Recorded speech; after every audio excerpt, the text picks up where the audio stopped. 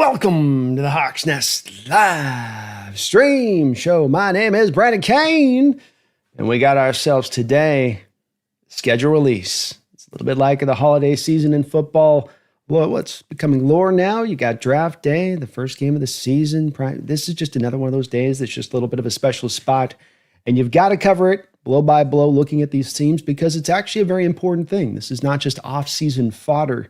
This tells you a lot about where the team is going to be out throughout the season as far as the strength of schedule goes and the true strength of schedule, because the timing of when you hit certain teams is so vitally important. You can have teams that are under new coaches that might take a little bit of time to sift it out and get to their best form by the end of the season. You might have young teams, but much in the same way, who are trying to find their footing, crawl before you can walk, and then they're walking and running by the end of the year. Want to get those teams a little bit earlier, a little bit like, let's say, Denver last year with the Bo Nix as the rookie quarterback. Likewise, if you're going to play those vet teams that are a little bit more older, but still very talented, still very good, you'd ideally not like to be playing them early on in the year, but playing them later in the year. I mean, there's some other little things in this as well that we're going to go through on the schedule with this one, blow by blow with it. But I think inherently at the heart of this, that's the part to most consider with this, is that there is something to take away from these schedules when you play these teams, the timing of when you play them, and then also, of course, on top of that, just how good and how bad the teams are you're playing stacked up against each other. Do you have to go through what I like to call the murderer's row? Remember a couple of years ago when we saw the schedule release, when it was 2 years back, and you had you had the Niners in there, I think, a couple times, and the Cowboys were in there, and the Ravens were in there, and this was just one stretch of games that you had to play, and you go, boy, it's going to be a tough part of the schedule to get along through. So without further ado, the schedule has just dropped right now at 5 o'clock officially. I know that there's been some leaks out there. I've been trying to not look at many of the leaks, and obviously some of it's unavoidable to a degree. But we're going to go a little bit blow by blow through this, and I want to kind of try to do this, if we can, a little bit uniquely here. And what I mean by that is that we are going to actually try and have you guys to be able to kind of see a little bit of some of the depth charts and talk a little bit about these teams a little bit as we're going through them week by week by week, to look at kind of some of the points I want to make about the depth and also, let's get the chat box. Sorry guys, chat box got to go off on this one. Why we might want to face the team early versus later on in the year, where you can find them to be a team. Oh, this one team's got more depth. This team doesn't have as much depth. And the NFL started us off like a rocket ship right out the gate this upcoming year with a very tough game out the jump. I'm not going to lie. I wouldn't mind kind of being able to play this team a little bit longer down the year, as it is one of those teams that is more of a veteran-based team, I would say, and that this is a team you want to try to face them into more of the longer time into the season than earlier. Luckily, we also get them a little bit later on in the year, so we do get the second half of that. And you got to play them twice no matter what, so that part's inevitable. I just feel like you might be facing them at their greatest strength right here, whereas we might find them week 8, week 9. Is Christian McCaffrey still in the same spot? Where's Trent Williams at that point? How about George Kittle? How about Fred Warner at the inside linebacker position? We know with Nick Bosa and the background there that there can be some health stuff that pops up as well. So collectively where they're at game 1 versus where that team will be at into week 7, 8, or into the final game of the season, looks like we will be playing them. That's definitely going to make a tough matchup in week 1. It really is. This is going to be a home-based matchup. That's what the H is above on the other spot. The 10.4 wins is kind of this is from Sharp models. So these are kind of predictive things that they're putting in there in calculations. So I don't need to read too much into that. But that's a tough schedule. That's a tough rip right out the gate, as this is still a team that is looked at, I would say, as being a very dangerous team. Another part to keep in mind with this 49er team, and I was showing this earlier in the week, and it's a part to really consider with this team this year, is many are going to try to be saying and trying to be selling the fact that this team is, on the downswing, and that the Super Bowl window has been closed shut, and that this is where everything's at right now. And I understand where there can be a little bit of a turn to do that because of how they were last year, but this is your prediction model as far as the strength of schedule this year's goes, as to which teams have easier versus harder. The red is the harder, the easier is the green is the easier side of it. Now, while our Seahawks are on the easier side of it there at about the 13th easiest schedule in the NFL, just in front of the Broncos, if you look all the way over there to the left, You'll notice the Niners are by far having the easiest schedule in the book here, number one in the book here. And when you go and look at the Niners schedule, which I did take a peek at just before going live, that thing looks like a slip and slide. I'm going to tell you that. It is not awesome. They've got a very easy schedule set up for them. And this offseason, they do have some things that they've tried to fill in for holes. They're hoping a couple of the youngsters that they drafted on that defensive line, notably CJ West and Alfred Collins, can help them out in the run defense. Michael Williams will definitely help them out in the run defense, and they're hoping that he can give them some instantaneous pass rush there. I think that their pass rush is as much a question as it's been in recent years, as far as they don't have waves they can throw at you. They don't even have a Leonard Floyd there, as far as he's not going to give you a lot of upside, but you got some certainty off that edge of what you're going to get. Versus with Michael, he's a very raw rusher who's probably going to take some time to fit in to become what he's going to become. I think he's going to be a very good player there. I think I would be surprised if he just came out the box as a dominant player. I think there's a little bit of a baseline there that's going to take a little bit of time. And so we'll see where that goes with them. But you don't have as a strong necessarily as a defense as it once was before. Robert Saleh is in there, which of course makes that a little bit tougher with him returning because he knows how to utilize this scheme to its best. Trey Brown is going there as a free agent signing. So when you do look at their cornerback room, they like Ricardo Green. He's on the rise. I like that kid coming out of Florida State, and he played well for them last year, including getting an interception in our game. Demondre Lenore, you can do him as a nickelback inside-outside guy. Malik Mustafa's got the ACL that he had late in the year, so he's probably not going to be ready for this game, I would say, with Malik Mustafa, which means we are likely, at least as a somewhat of a benefit to this schedule here, going to be able to get whoever they're going to try to slip in to fill in for Malik now that, of course, too, they've lost Hufanga this offseason, who went to the Denver Broncos. So they might be a little bit lean there. You certainly look at their secondary and say that there's some places we're going to be able to attack them even into week one if they come in at full health. D. Winters has turned into a fairly solid player for them out of TCU as the guy to take over, as they lost that other guy in free agency as well. I think they lost him to the Broncos too. I think Broncos grabbed both those two guys. But they do have D. Winters there, so maybe a tiny bit of a step back from where they've been defensively overall, but still with some strength. It's offensively where they're going to still try to make their hay. They didn't do a lot to reinforce that offensive line this offseason, but they're going to count on Trent Williams being able to trot out there and get one more year and make it a go. We shall see. Dominic Pooney had a really good year for them as a rookie, and they've got some hard hat functional guys there along that offensive line. They're going to count big time on Parasol, who was out a lot of the year last year, but did kind of come on a little bit strong at the end to come in there and be able to fill in those reps. Of course, they lost Deebo Samuel this offseason, and maybe another place that'll be a benefit that we get from the Malik Mustafa, and I'm not want to say I would want injuries to happen. They just did in these two cases, as in with Malik Mustafa and with Brandon Ayuk. You very well might have two guys coming back from those ACL injuries. Ayuk had a real devastating leg injury, and he still might be traded when it's all said and done. I'm still not certain that he isn't a Steeler by the time that we get to week one. That seems to be something that's kind of subtly in the background of this, and maybe they're waiting a little bit for his health to get right and be able to have the Steelers make a determination on a physical before making that kind of trade. But Brandon Ayuk probably isn't going to be in there in week one. So you are dealing with the Juwan Jennings Parasol, but you do have a good running game in what they're bringing with that, as McCaffrey should be back to full speed at that point. And we will see, Kittle should be out there. So we'll see where they're going to be standing as far as the Brock Purdy contract negotiations. But that's a tough matchup. The good news is that you get this at home and you get a lot of that early season energy that last year you felt in that week one game against Denver. The excitement will be in the building. People won't be selling their tickets, hopefully, that week one matchup with the Niners, and that you can also bring the fans into play in this particular game and let them have a really, almost as much tangible effect as any time during the season, with this being the week one matchup and that so many people are so turned up for it and ready for this thing to happen at that point. Maybe you can utilize that as a little bit of wind at the back of the team for this particular game. But it's going to be a tough game. We know the division matchups. There's really just, no way around it on those ones that you can't do much about it. Just going to be the way it's going to go. Bear with me here. Let me make sure I got my stuff right here. Okay. Too many things here. The next one. Where's this thing at? There we go. All right. So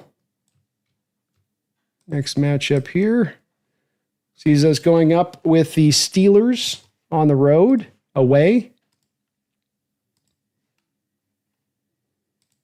Let's bring up the Steelers here.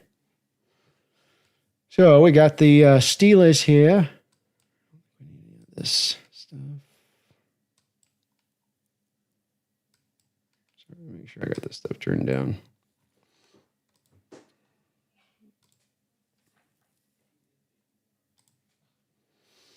Okay, so Steelers away here on the road at, and this is at a, probably should let you guys know when we got the 10 a.m. games versus when we don't.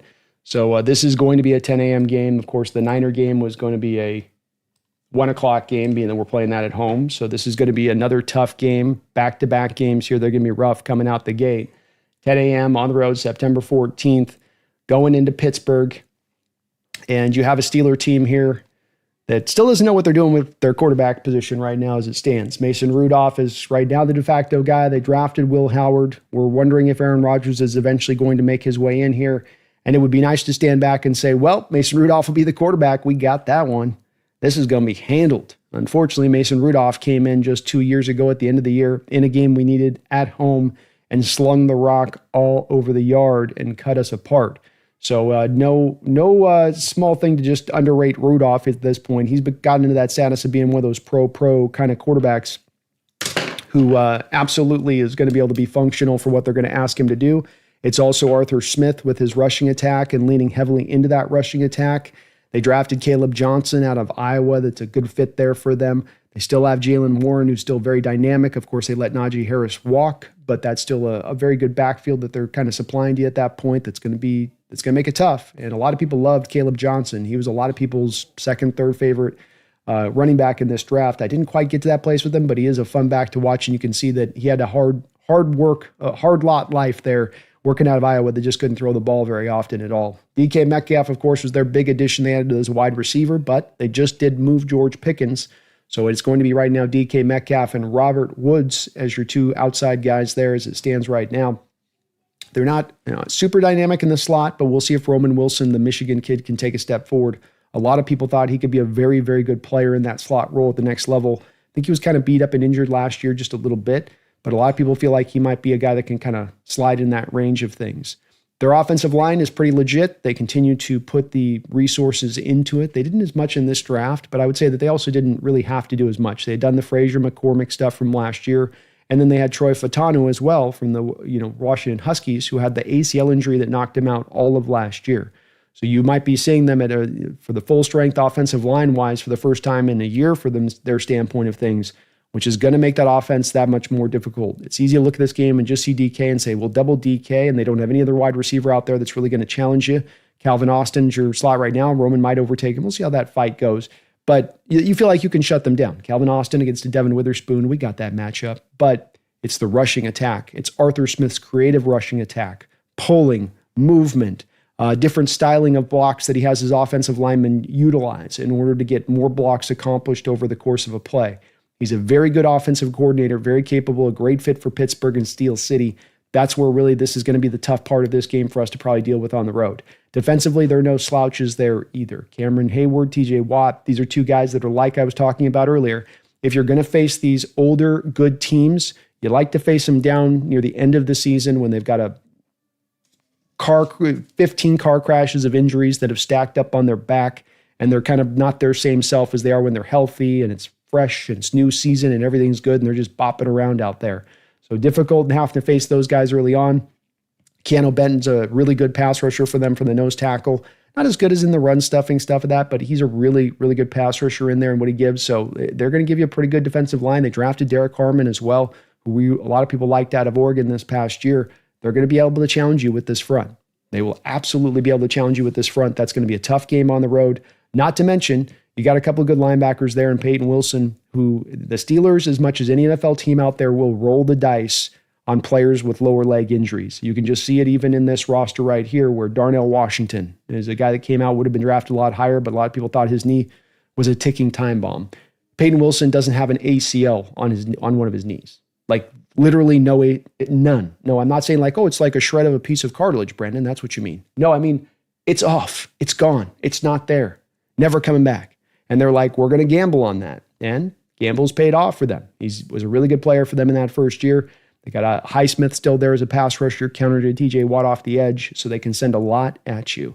You might be able to get after them a little bit as far as where the cornerback room is, but Joey Porter was solid for them last year. So this is still a team that may not have superstar talent all over the place, but it is well stocked. It's stocked thoroughly all the way through. They don't have a lot of positions of pure weakness. Even in something that might not be their greatest strength, there is some strong parts to it. And that means this is going to be a matchup that's going to require your Hawks to be playing their A game up on the road, 10 a.m. This is one where, Vegas definitely gave us a tough matchup here that's not ideal. The only good part, I guess, about it is that you're getting the 10 a.m. on the road on the East Coast, and you're not going to be in freezing cold weather or the elements at all. It should be a pretty good game as far as the weather part goes to it. But yeah, that's going to be a tough one on that one. No doubt there. Come back and we get a home game maybe a little bit easier here with the third game coming back, and that's with the New Orleans Saints. The New Orleans Saints just got some pretty somber news, but I'm guessing not altogether surprising news considering their recent draft. And that is, of course, that Derek Carr has retired. So he is going to call it a day now. And I know we got a couple donuts here I'll catch right in 1 second. But we got Derek Carr retiring. This definitely was a good omen for our Hawks in that you go from him to Tyler Shock and Spencer Rattler, and I'm pretty sure you're not going to see Aaron Rodgers down there.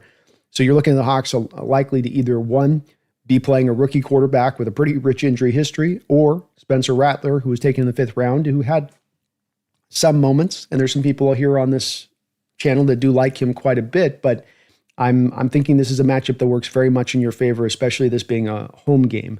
As far as it goes with them too, they had another lineman retire this offseason. So that offensive line, which was once really, really a great strength of theirs, they've tried to reinforce it. They've still got some really good, interesting parts on it. But there's guys like Trevor Penning, for instance, who's just a really, really dominant run blocker, but then he's a revolving door as a pass protector. Like, you can beat the hell out of him as a pass protector. He just can't move his feet. But he's a former first rounder, so they're trying to make it work. They did get Kelvin Banks as well, so he'll help to reinforce things there. They're going to want to come in and try to run the ball probably as much as anything, even though they got Kellen Moore, who's really done most of his best stuff probably throwing. I know he was with the Eagles with Barkley last year in the run game, but that was almost as much because he had Barkley than it was that he's a dynamic run designer and how he pulls it out there with that. They do have some decent receivers if Olave can stay on the field with the head. This is, again, where you'd maybe like to play him later on in the year where maybe some of those injuries come up for him on that, but he can be a good route runner out there and a very competent receiver. Rashid Shaheed's, of course, the burner, and Brandon Cooks is the vet who can play little Z, little X, a little bit of slot, kind of go all over the place. So a team pretty competent offensively. Defensively, I think that they're a little bit more vulnerable in how you can go at them there. When you look at this roster, Cameron Jordan is older than dirt. Brian Breesy can give him some good snaps there as a guy kind of filling in along that defensive line, but there's not a lot there that, freaks out. DeMario Davis, much like Cameron Jordan, is getting up there in age.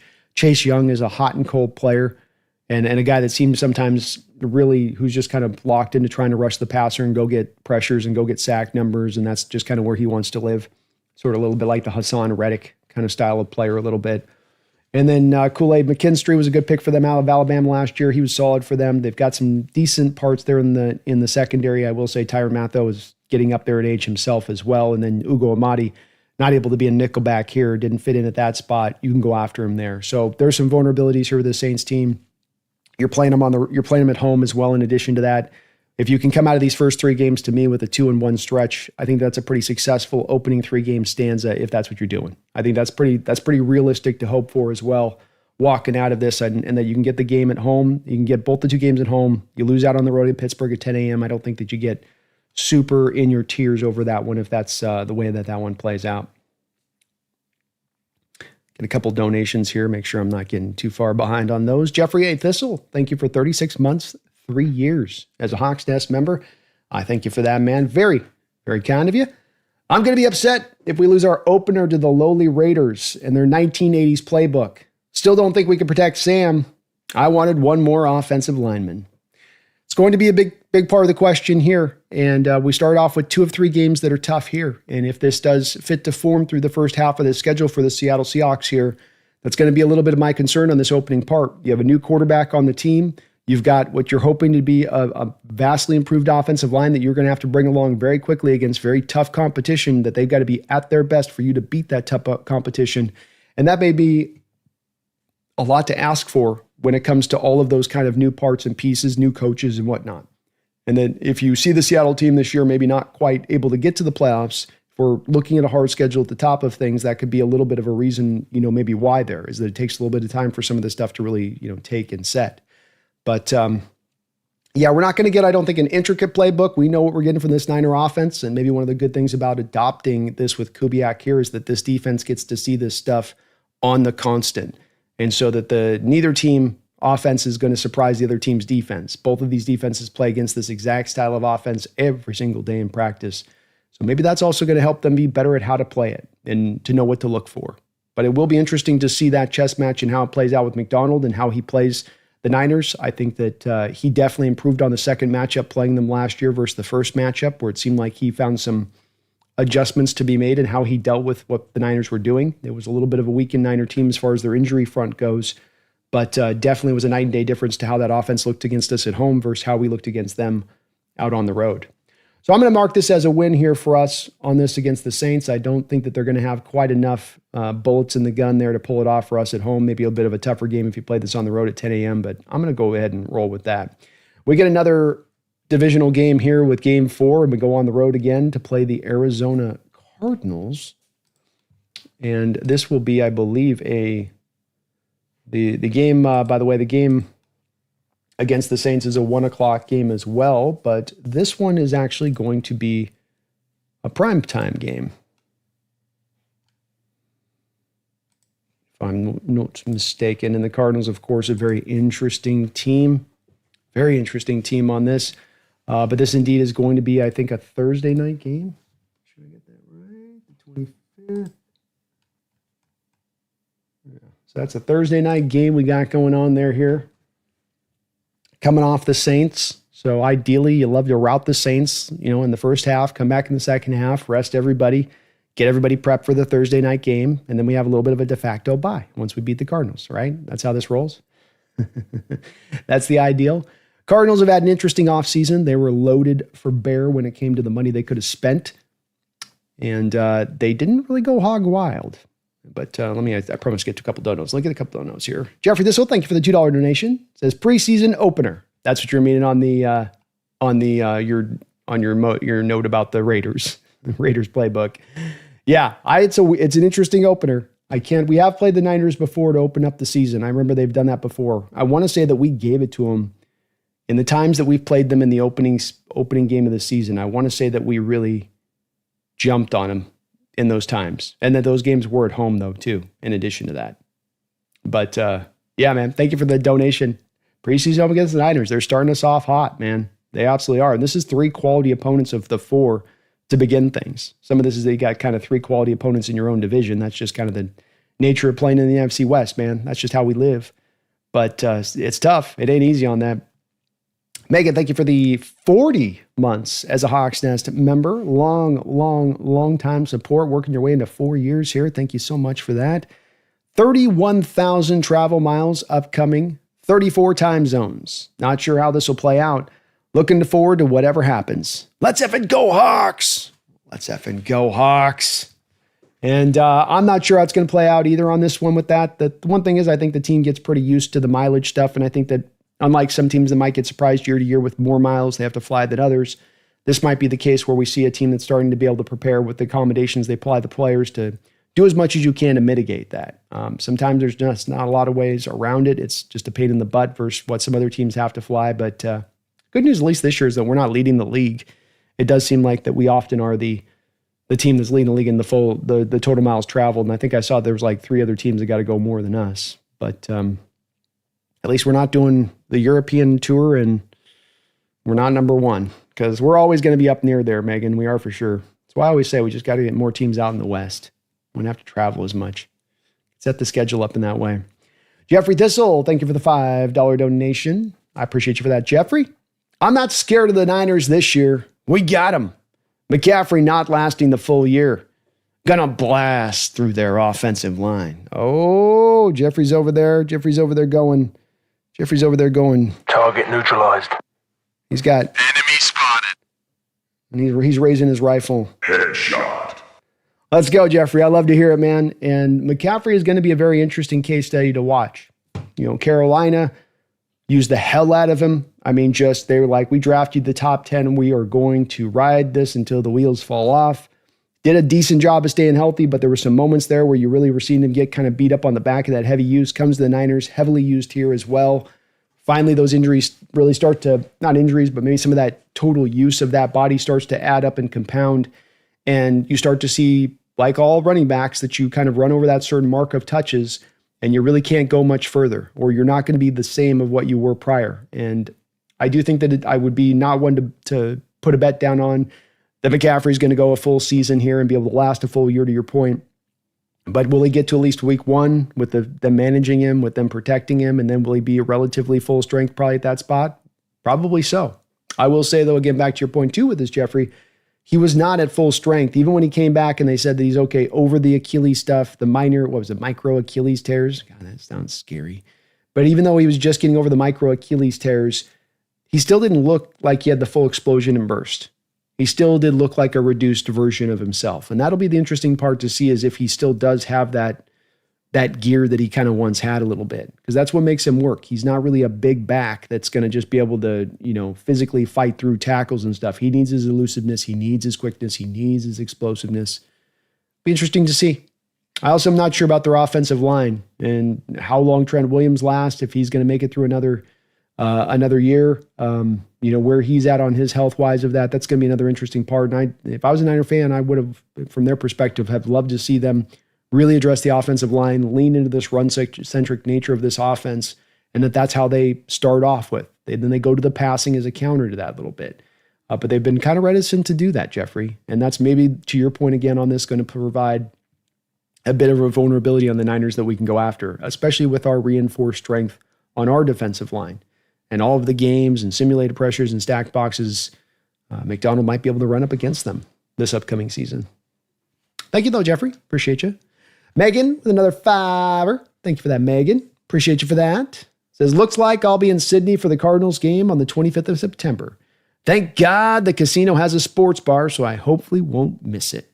And you got to have your brother on speed dial to talk that noise to him too as well, right?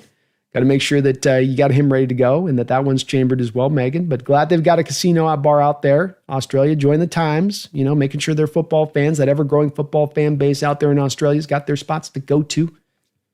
That's how it should be.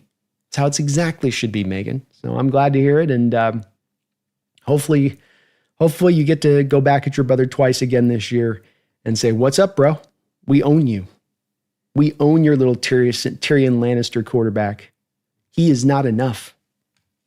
Seth K. Aloha. Thank you for the $5 donation, Seth. I really appreciate you for that. He says, did you see the ESPN post on a ticket resale issue stating that Seattle will be monitoring resale amounts, which would impact renewal eligibility? Indeed, I saw it. And my reaction to it was...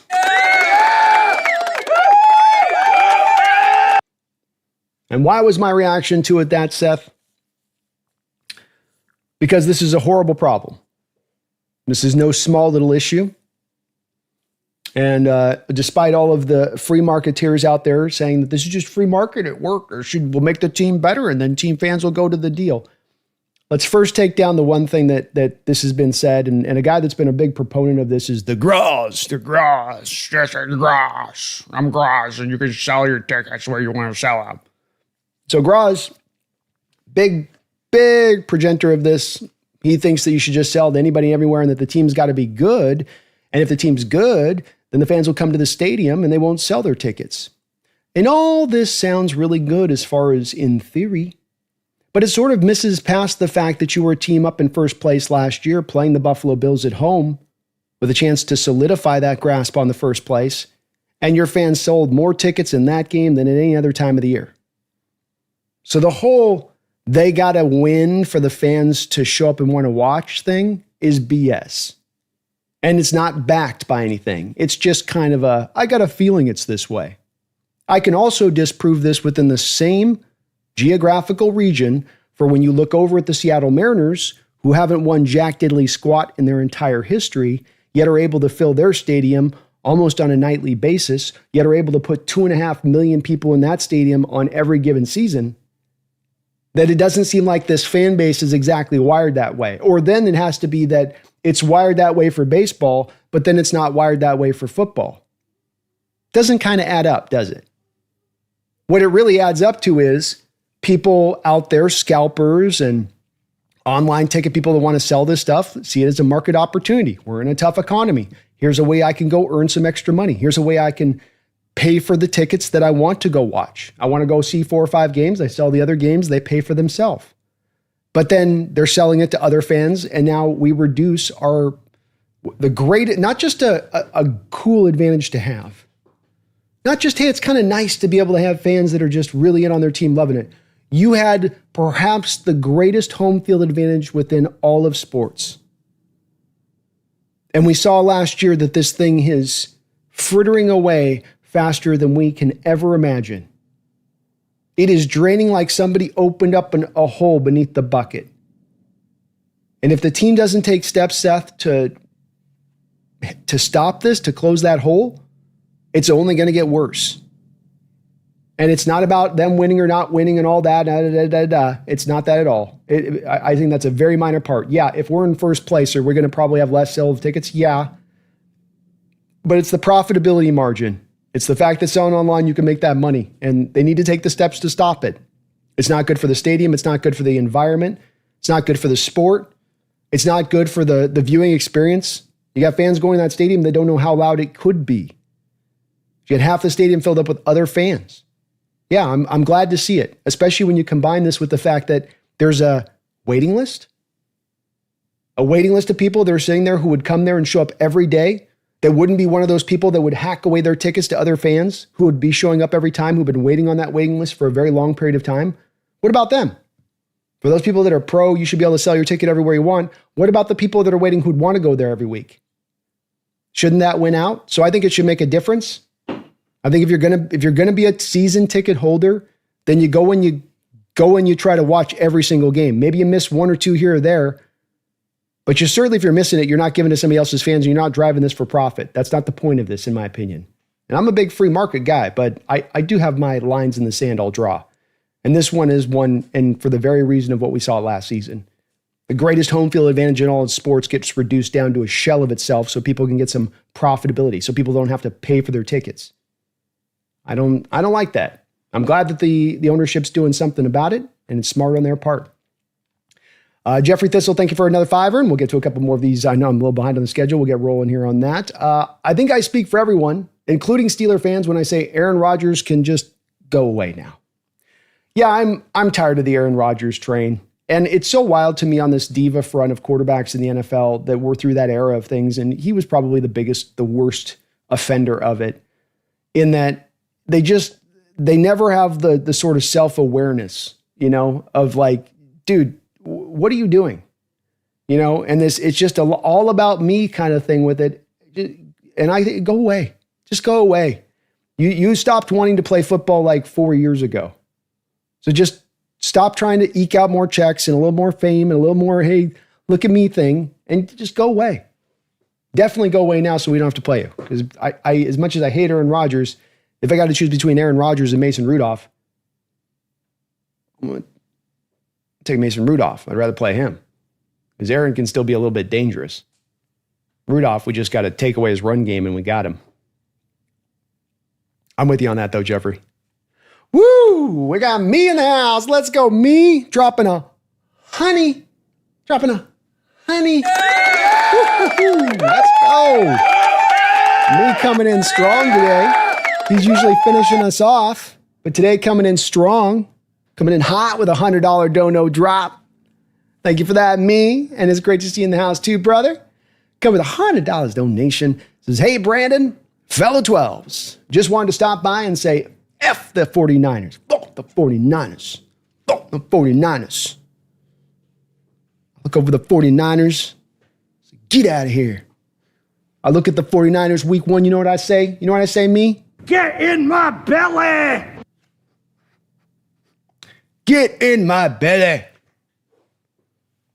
We're gonna be like Jameis Winston on this one. We're gonna eat that dub. We're gonna eat that dub. Week 1, eat that dub. That's how we roll. That's how we roll, me. I like that energy. That's how we walk in. We drop a hundo and we say 49ers. And that's the 1-2 punch in here. That's just the way we enter, you know? Some people walk in the door and say, hey, everybody. We walk in the door and we say, F the Niners, go Hawks. It's almost a reaction at this point. You know, it's like breathing, or when you're in the doctor's office and they hit you in the knee and the knee comes up like that. It's almost built in like that at this point. But F the Niners. We're going to close that window shut week 1. It's been closed shut. We're going to take the little part on the top of the window that you seal it with, you know, the little metal part that you swing, the latch. Latch that bitch shut. Latch that bitch shut. That's how we're going to do that. Just close it on up nice and tight. Never give them a chance this year. Just put them right in their feelings right from the jump, you know. Shanahan dives right into the bottle, you know. Week 2, nose redder than Rudolph the nose red day. You know, oh, we got him. You know, he's slurring. Yeah, guys, sweet. But we're not going to get a snack sweet. We're going to get back on the horse. That's how we're doing Shanahan week 1. That's how bad it's going to be, me. But thank you, man, for all you do here for the channel, brother. Another $100 drop. You've done that many times over here recently. And I really thank you. I really appreciate you for that. You, as I say, keeping the lights on this offseason, me is in so many ways, like many of you others are as well. And I really do appreciate that kind of major support. I also love the energy, man. Respectfully, of course, is right, but also kind of not respectfully, right? Kind of with just sheer utter toxic, just rage and rancor when it comes to the F the Niners, you know? Just pure. It's pure. It's unadulterated. It's unfiltered. It's beautiful in that way. It's a beautiful kind of hate, you know? Unfiltered, pure. Go Hawks, though, me. Go Hawks, man. Thank you for the dono. Megan, thank you for the $5 donation. She says, week 8 bye again. Would rather a little later myself. Oh, Megan's getting us a little bit ahead of us. She's getting a little ahead of us here on the schedule. We'll get on that here in just a sec, Megan. I'll check that out in a sec. Got to go buy Bobo. We can't spoil it. No spoiling. Garth, thank you for the $5. Niners are kind of limp-wristed per Last Second Sports. I joke around, Jesse. Yeah, Last Seconds. Jesse feels pretty good about this. I think saw he had 11 wins on his Niners schedule. But, I mean, look, they could be limp-wristed next year. They could be the weakest version of the Niner team outside of last year that we've seen in the last 5 years. Let's say last year was a real down year because of injuries, but say even those really good teams that got to really far, this could be a weaker team than those teams, Garth. But because of the nature of the nature of how easy the schedule is set up for them, they might just be able to walk right through this and have no problem with it. So it is very much a possibility here that they are lesser, that they're not as strong. But man, go take a look at that schedule, folks. The NFL did not do them dirty. It was already knowing the opponents they were going to face were going to be easy, but it's hardly a gauntlet of foes that they have to go through. You know, this isn't going to be what was like Hercules trials. Yeah, it's pretty far from that. The Niners schedule on that side of it. I will say, Megan on the week 8 bye. I'm okay with the week 8 bye. To me, what you want to avoid with the bye is really, to me, 2 things: early and late. And you do it early because if you get it early, Megan, week 4, week 3, that sucks because you don't really need it at that point, especially with how teams don't play in preseason. And then if you get it too late, oftentimes you can get it too late where you're into week 13, you know, week 14, you get the bye, and you've got a team that's just getting running, that they're just up to full speed, that they've just got the momentum clicked in. Everything's running right. They're in that mode. They've got their daily schedule set. There's no deviation from it. Now suddenly you got this deviation, which just kind of shakes up the whole rhythm of the moment. So the real key on it is, you know, whether you get a week where it would be maybe ideal, week 10, 11, 12, that you just get it around the middle season portion of it so that you can come off the end of that other bye. You come in now into week 9. You go week 9 onwards, we're going downhill. Week 9 onwards, this is just all about us just going forward, basically.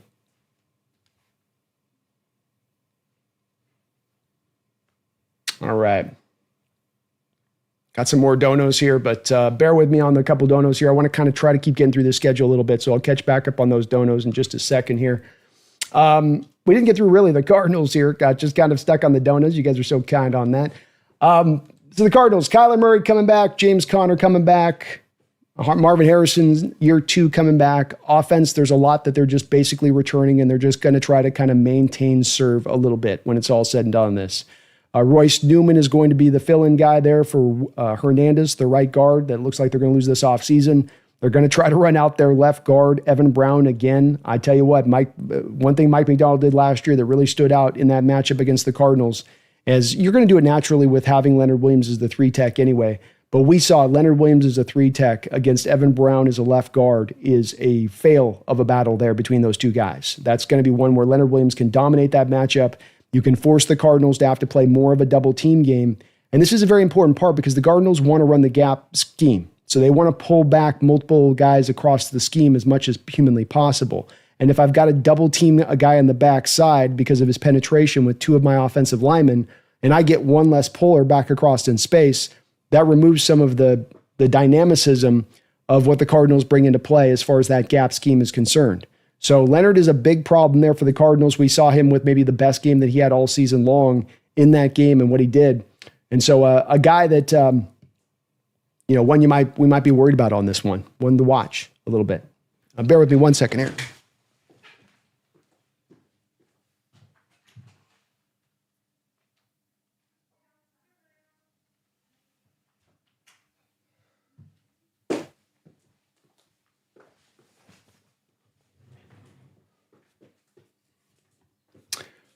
All right, so offensive line-wise, there's some vulnerabilities here to this Cardinal team. I also want to point to a little bit of where they're at wide receiver-wise because they tried to run it back with these same guys as well, and I think that this is where the true vulnerability of the Cardinals lies, is that I think that they are not the most dynamic team when it comes to wide receivers.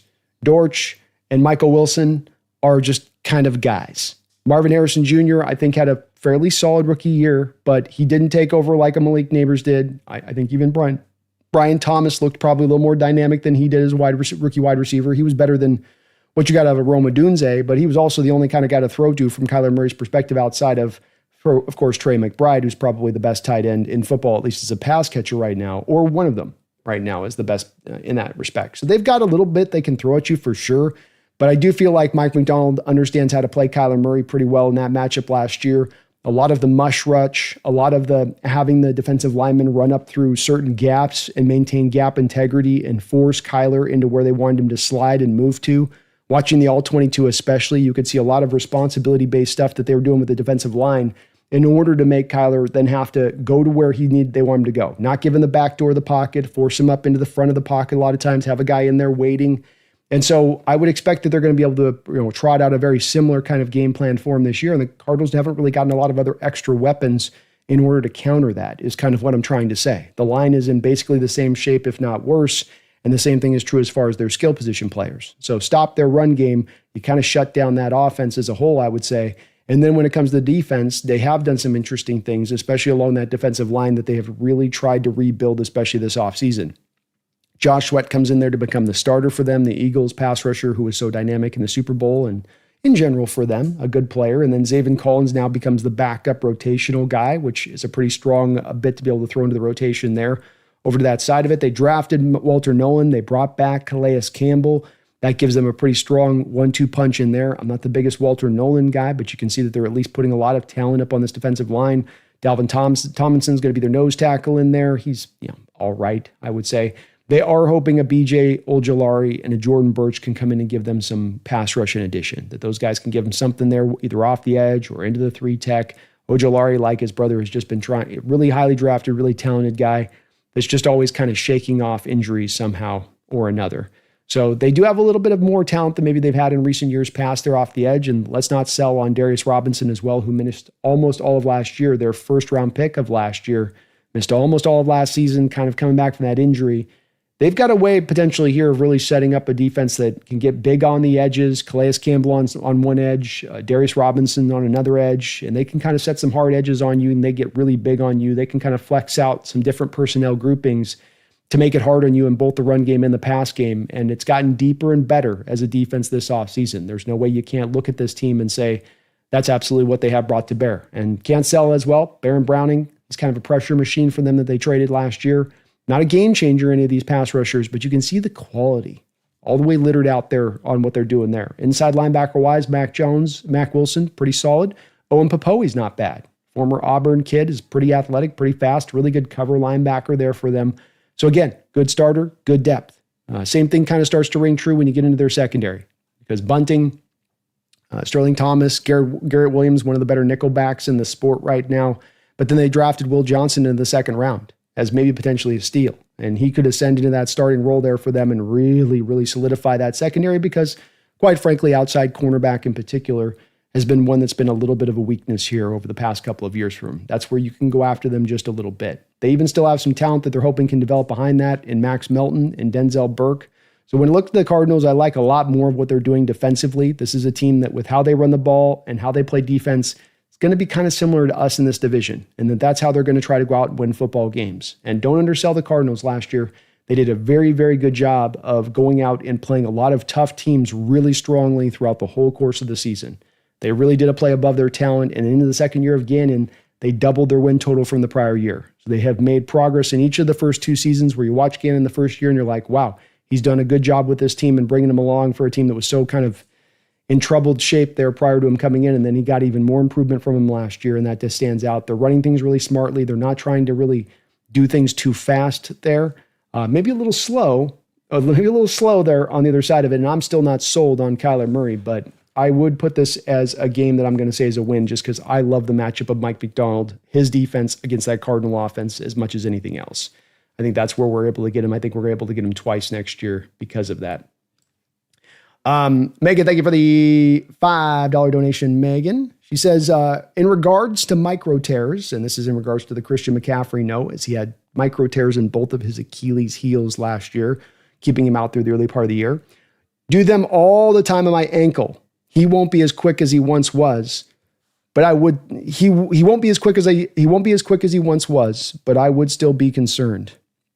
Yeah, it did seem like it robbed him of it, Megan. And then, I think he had the injury at the end of the year that was completely with hamstring or something in that, where you wonder, is that now related to what you were dealing on the other side of it? As those lower leg injuries can be so interrelated, where you have one that then can affect into the other.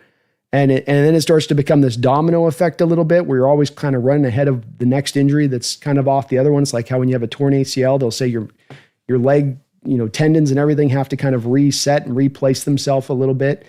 But I would be as well. Looking at it, Megan,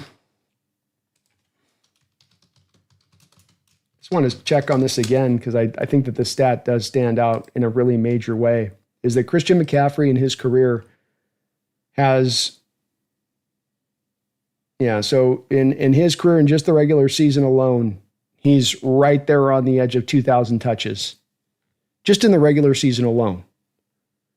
And you go to postseason play, he's got about another 150 touches on his body there. But then you go back into college, and this is kind of the key with him, is you got to go back into college, because in McCaffrey's final 2 years of college, he had 337 carries and then 253 carries. And then he had 45 receptions and 37 receptions in those 2 years as well. So in the final 2 years of college for Christian McCaffrey, he had over 300 touches apiece, which means that this guy, collectively speaking, Megan, has gone over 2,800 touches as a player from college to pros. And if you gauge that up against almost any other running back in this league, I think, maybe a Derrick Henry is just about the only guy that you could find with that many touches, still rolling, still going.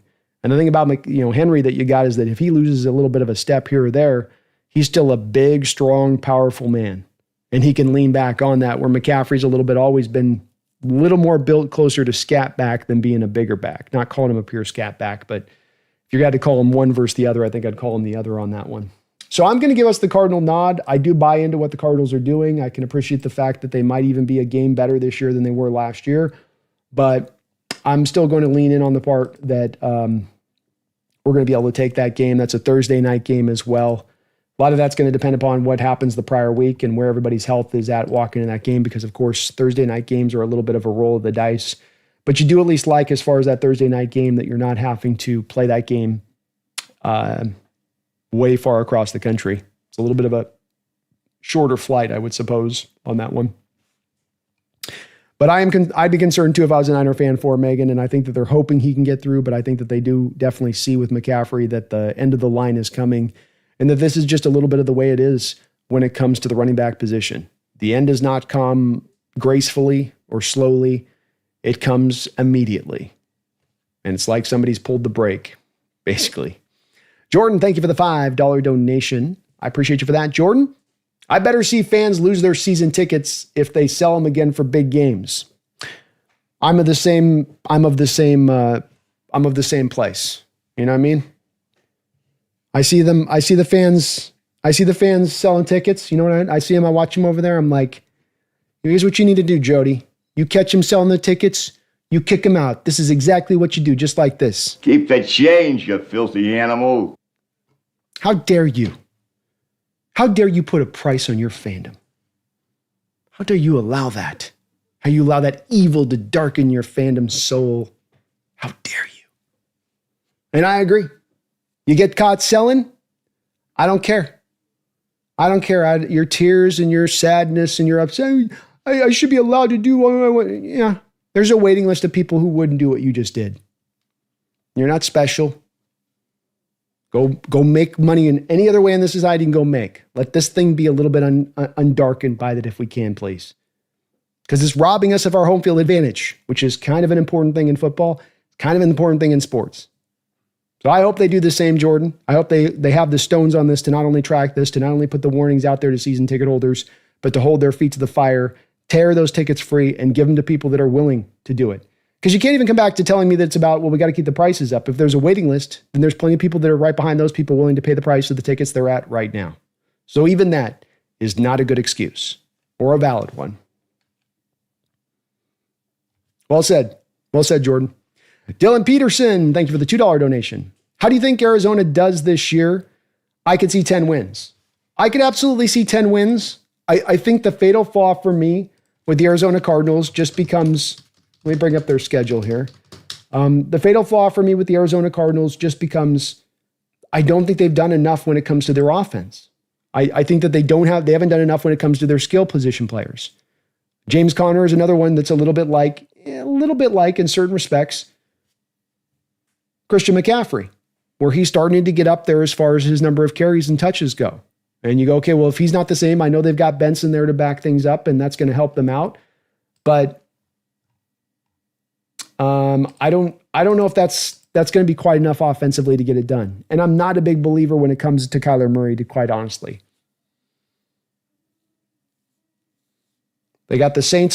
Looks like they got the Saints at home to start things off. Carolina on the road. I like that setup for them in the next couple games. And they got the Niners, the Hawks. So the Niners are the Sunday game before the Thursday game for them. That's going to make that harder for them, I think, versus us who have to play the Saints prior to that game on Thursday night. But they got a fairly easier schedule. They do have to play the Bengals. We don't have to play the Bengals. That's where they got to play the Cowboys. I don't like that matchup for them either, necessarily. Wow, they got Green Bay too. Jeez.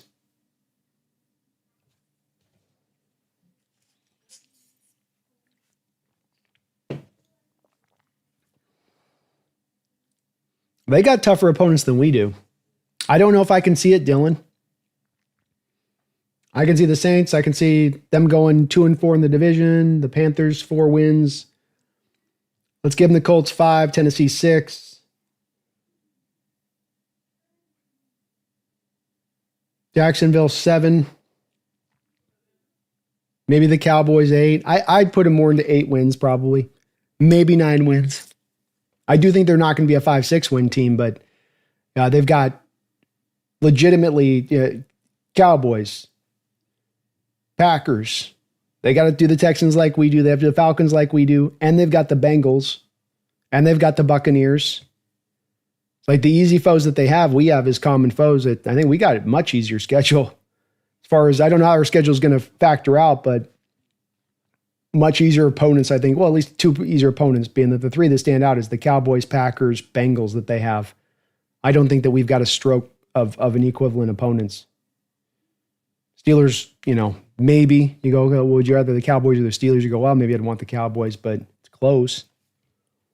It's close on that one. All right, we get to now slowly here as I wind my way through the schedule. Week 5 against the Tampa Bay Buccaneers. Buccaneers. The Tampa Bay Buccaneers bringing back Baker Mayfield, who has been very, very successful for them as a quarterback, very productive for them as a quarterback, and doing so without always having, let's say, just a cavalcade of pass catchers to throw to. Mike Evans has remained at a very high level, and he's been awesome. Just great. Bucky Irvin came in there as a rookie out of Oregon, and he was a lot more dynamic than I thought he was going to be able to do. I thought he would be a poor man's Alvin Kamara, and he kind of looked almost Kamara-like at times in what he was doing out there. Not full-on Kamara, but he was very good for them as well. They still have Rashad White as a steady number 2 out there. They've reinforced the wide receiver position, and part of what happened last year is you lost Godwin to the ACL through about third of the way through the season, so you're really leaning on Mike Evans and Jalen McMillan and kind of Trey Palmer, a variety of kind of guys in there. Not Trey, I think Trey Palmer was out there with the Chargers at that point, but they have tried to reinforce things a little bit. They get a Mecca Ibuka in there, which is going to be interesting to see how that fits because Godwin's more of a slot than he is a number 2 outside guy. We'll see if they're just not maybe as confident that Godwin will come back 100% full. Maybe an interesting thing to track here when we're playing them early this season is Godwin back at that point. But they do have Jalen McMillan in the 3rd round that they took out of Washington a couple of years ago. So they've reinforced the depth there better than ever before. It's looking good there. They've got one of the better offensive lines in all of football. It's a little bit of the tough part here starting out this schedule as you look at it is all of these teams early on have pretty steady, pretty strong offensive lines. There's some holes here and there maybe you can go after a little bit, especially in the case of maybe the Niners and the Saints. But everybody's pretty well put together in how they're going to be set up where we're going to have to bring our A game from the defensive line front to handle things. They don't have any real weak part to them on that offensive line as it's set up. Defensively, they're very interesting as well. This has been a team that's been consistently really good. Got to the playoffs a couple years ago. This is a strong, solid defense. It's not a great defense, just a strong one. Kalijah Kancey, kind of some echoes of Darnold to his game. He's been a good pro. Vita Vea has a great nose tackle in there. They get some decent play out of Hall and Diaby as far as pass rushers and run defenders as well. Levante David's doing his Bobby Wagner impersonation out there, still rolling. They brought in Hassan Reddick, hoping he can add into that pass rush a little bit more. So we'll see if he is going to be a guy that's going to be able to make it happen for them there.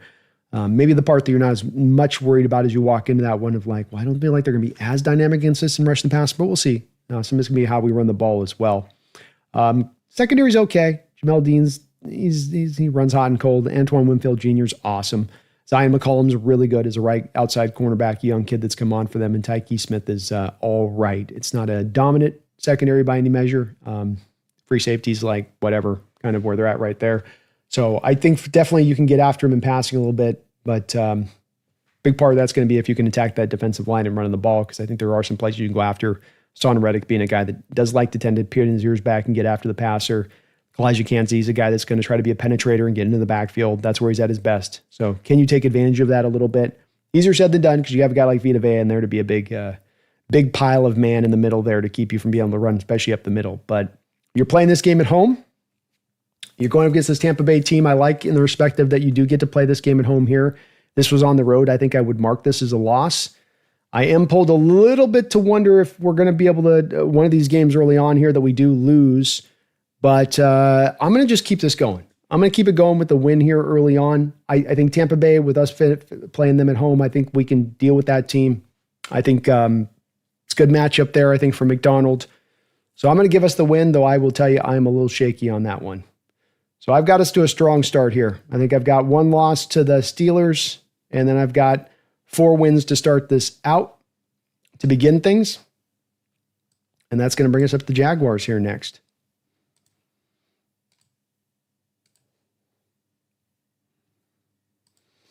So we got the Jags coming back with Mr. Duval, their weird new head coach, doing his best Jonathan Gannon impression. I guess if it worked for Jonathan Gannon, it could work for Jacksonville here. And the Tampa Bay game, by the way, all of the games that we played here at home are going to be 1 o'clock games, if you're wondering on that. So no primetime matchups here. We've got the Cardinal game, which will be the Thursday night game. And then we have the Jacksonville Jaguars, which will be an away game at 10 a.m. So you have your 10 a.m. game here. Trevor Lawrence coming back into things here. They've got a couple running backs in Etienne and Bigsby that are okay both. They did draft also Bijan Tootin, who I liked a lot. So they got some depth there at the running back position. They went and took Travis Hunter, trading a future first-round pick to bring him in there. And I'm guessing when you give up multiple first-round picks for a guy you're probably going to play him on both sides of the ball quite a bit. I'm going to make that wild guess there of Jacksonville that they're going to try to get away with seeing if they can run this guy a lot on both sides of the ball. But he gives him a little bit more of a dynamic element out there as the number 2 receiver. Diami Brown, former North Carolina guy, bounced around, not bounced around, he's at Washington the last couple of years, goes over there as well. So it's an okay receiving core. Thomas is tough to deal with. Hunter's still a little bit raw as a wide receiver. So I think offensively, this is still a team that probably is only going to go as far as what their offensive line can do for them. Walker Little's okay out there as left tackle. They're going to try Ezra Cleveland out there as their left guard. Robert Hainsey is okay as a center. Patrick McCarry, Antoine Harrison at right tackle. I think there's definitely some things that you can get after him with here as far as this offensive line is concerned. So when you're looking for vulnerabilities and where they're maybe a little bit weak there, I think that's where you can go after them on for sure. So I think defensively you can definitely shut them down, but defensively on the other side of it, they're not bad either. Josh Hines-Allen, Trayvon Walker, a couple of their edge guys really good. Eric Armstead, not as good as he once was, but he's still okay. Devon Hamilton, the nose tackles, just in there to be a run stuffer. They've got, I can never pronounce his name, Olaquan as the weak side linebacker, and then Devin Lloyd, the Mike linebacker there. That's not a bad combination. Lloyd is a solid player. He was drafted really high, so people were looking for him to be, monstrously impactful, but he's just been a really solid player. And then they've got Tyson Campbell's a pretty good cornerback out there for them. Jerry Jones is a guy that they're hoping can continue to rise up, and secondary in general here is not the strongest. Jordan Lewis is above average as a slot cornerback there for them. Darnell Savage, maybe about in the same way.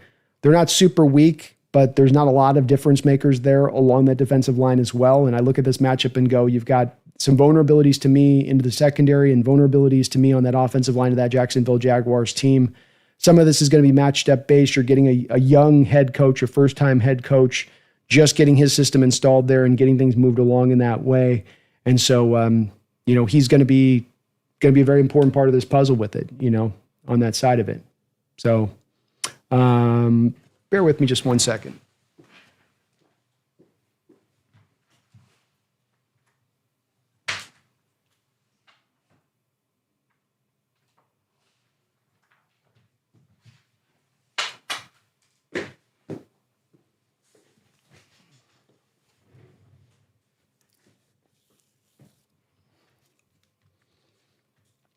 Okay, just keeping this rolling here. Let's keep this rolling. So I'm going to go, boy, I feel like between that Tampa Bay game and Jacksonville game, there's a loss there somewhere to me.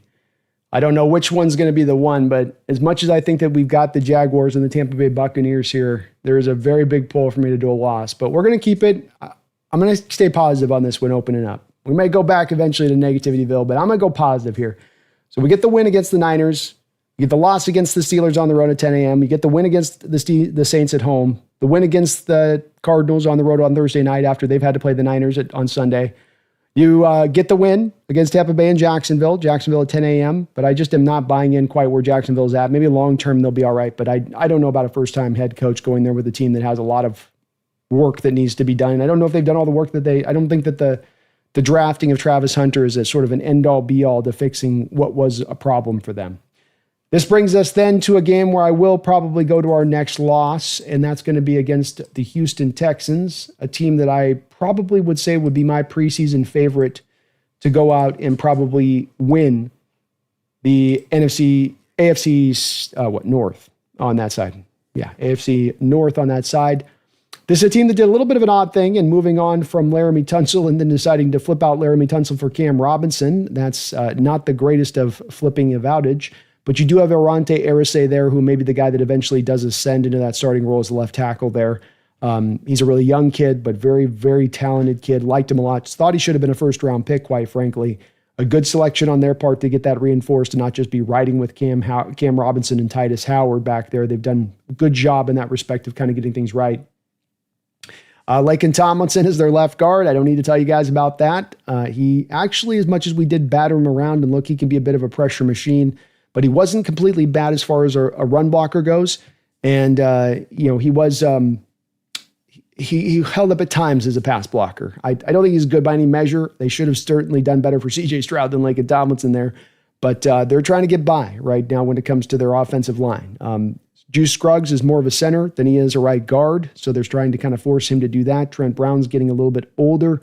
So I do feel like there is some holes here a little bit still that do remain on the offensive line. But I do love a lot of what they did in this draft, specifically going and getting Jaden Higgins and Jalen Noel, where now you've taken this receiving core, which last year got really light, really lean. Once Tank Dell went down and you had Diggs, who you brought in to be your guy that was going to be the elder guy that could come in and give you some productivity too, on top of what you had Nico Collins is kind of your star. That all fell apart with two of those three guys going down to injury, and you didn't have anything else to go back to lean on for those guys to get done. And so now you've gone back this offseason in Jaden Higgins and in Jalen Noel and gotten two really good receivers who are really ready to play right now. You're not going to have to wait for them to develop. They walk in day one and they give you some competency. They give you some productivity. And this might be as much of anything of just them being able to do enough offensively while having a really good defense to kind of put the brakes on Seattle here, even though this is a home matchup. So I really love the receivers that they've added there for CJ Stroud and giving him some guys, because that's where I really felt like last year Houston and the Chargers were two teams that by the end of the year, you could really feel that they were missing skill position players. They need a little bit more. It's what they're doing defensively as much as anything that I really do love, though. Will Anderson Jr. has been everything that we thought he could be coming off the edge. He just gets better and better, a Defensive Player of the Year candidate for them. Darrell Taylor will be, as he should be, just a backup edge rusher for them and protected and not having to come out there and play the run at all. Daniil Hunter, Danico Autry, these are pro kind of guys. Hunter, a guy they're paying $35 million on a one-year contract, but who is still being very effective as a player. Azeez Al-Shir might be a little bit dirty, but he's also a good inside linebacker. Henry To'otoa out of Alabama gave him a solid year in his rookie season. So they've got a couple of inside linebackers there that are very competent and can get the job done.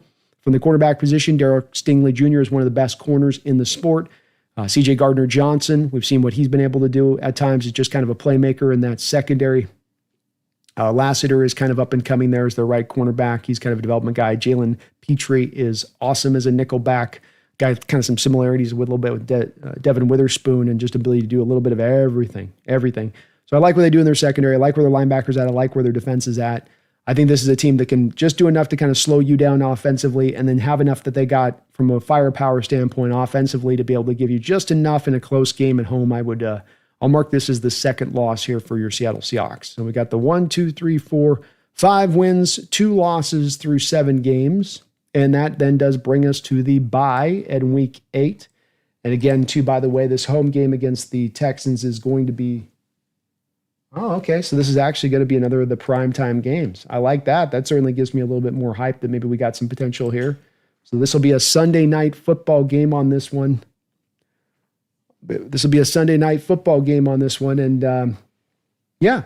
maybe that gives us a little bit more of a chance there. But I do like this Houston Texans team for this next year and what they've got going on. So keep it moving here into week 9. We'll keep going here. So we got a 5-2 schedule as it's locked in here.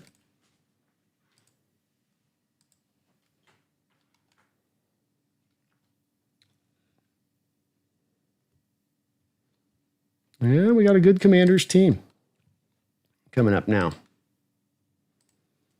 So 5-2, we face the Commanders away.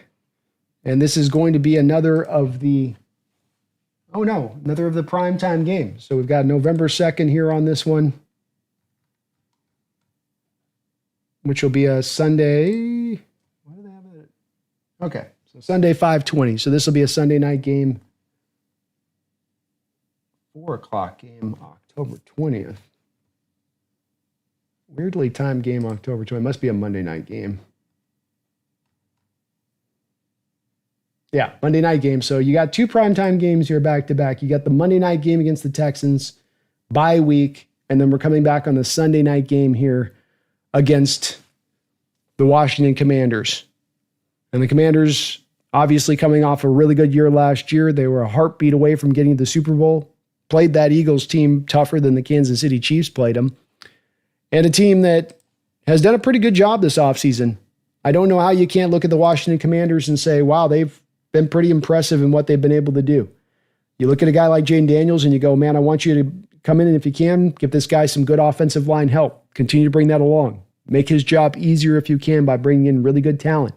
Well, left tackle was maybe a little bit of a weakness for them. They go out and they get Laramie Tunsil for a 2nd and a 4th round pick. to help solidify things for them at left tackle.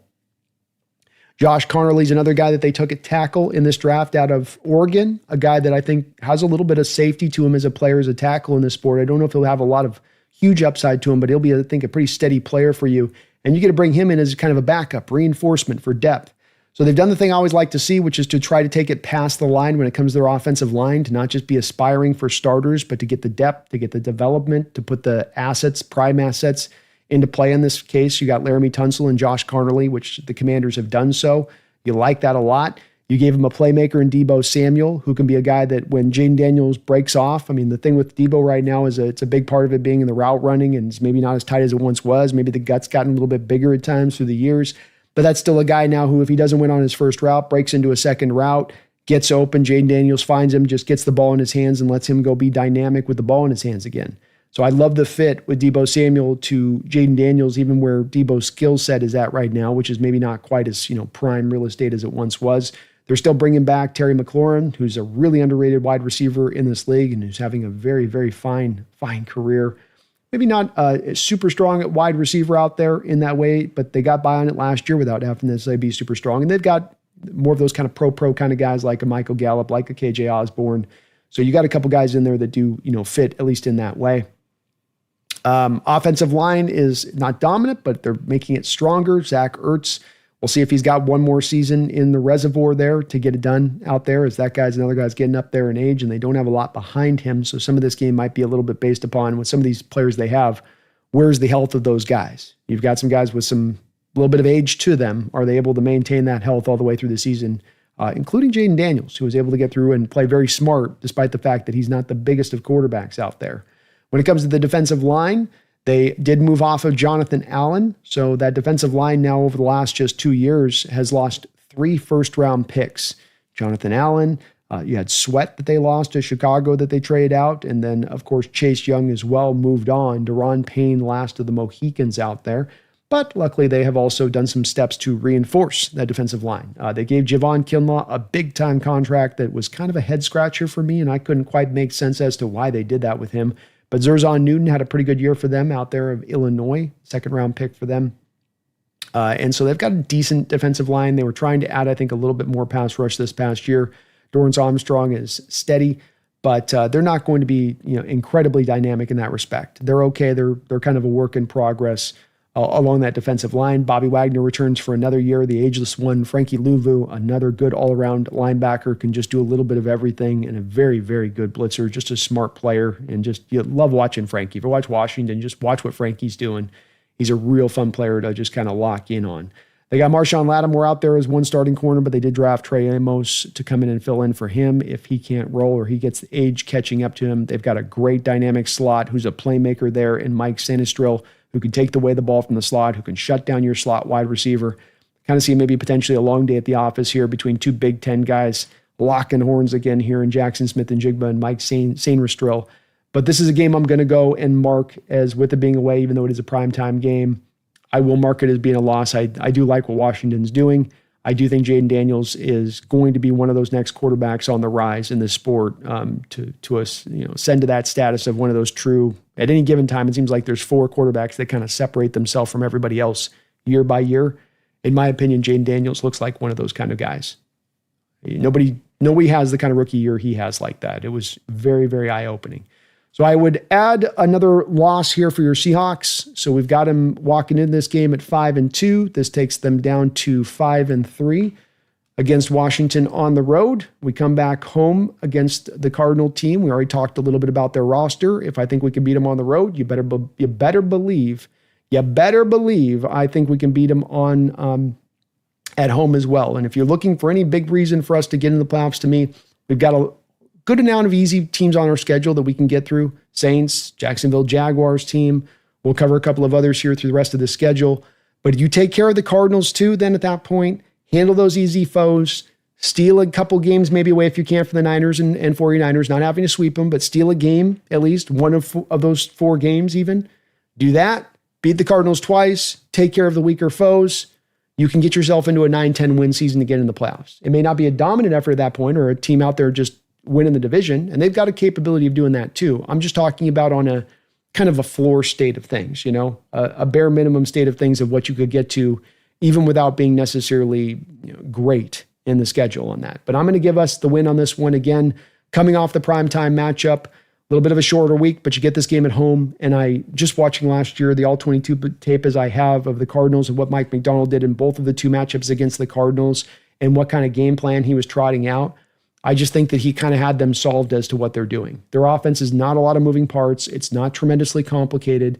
And I think Mike McDonald's got some things dialed up in that way to be able to kind of put the brakes on what they're trying to do out there, Arizona-wise, offensively-wise, as much as anything else. So, we go, we had 3, got us to 5-3 coming into this one. We get the win here. So we go to 6-3 on that one on that side of it. And then we get the Rams away. And this will be an interesting matchup because this is one of the teams that maybe has, if not a little bit of both youth and age to them, there is age at certain places that will be worth monitoring in this matchup. Matt Stafford, at his age, is it still maintaining? Is he still rolling strong week 11 into the season and everything's great and right? Do you have a guy like a Devontae Adams, who as well is getting up in age, great addition for them, pure outside receiver. They kind of had a little bit of redundancy out there with Puka and Cooper Kupp, and that they both kind of did some very similar things. So now you've got more of an outside guy there with Devontae, but even in Cooper Kupp or even in Puka Nacua, you have a guy that has been dealing with injuries throughout his early career already so far. And you wonder where he's going to be at health-wise. That sometimes that leg can be one that just seems to pop up on him as well. They've done a good job of really addressing their offensive line in a major way of the Arizona Cardinals. They've got a lot of beef down in there. They've got good development that they've got out of there. They've got depth. Colton Shelton's going to be your starter, but you've got a guy that started a lot of games last year in Bo Limmer and played really well for you, ready to back him up. So they were able to re-sign Alaric Jackson to a contract extension. They've got some pretty good strength there at the top on that offensive line. They can get after it in both run block and in pass protection. They get the job done, and they're going to lean on running the ball, and they're going to be leaning on patient and moving the chains. And that makes this a tough matchup, I think, for Mike McDonald's defense in particular, because they can attack sometimes those lighter boxes that Mike McDonald will present to you when he's running out those cover 2 shell looks in full, especially the cover 2 shell looks with off coverage with your cornerbacks, and you're left with a lot of a light box, and those guys having to really hold the line in there against a lot of beef of this Rams team. They got 1,000 pounds built in there on the interior of that from guard to guard. And if you've got a lighter box in there, especially if you're rocking a 290-pound nose tackle like we do with Byron Murphy, that can be tough. That can be really tough.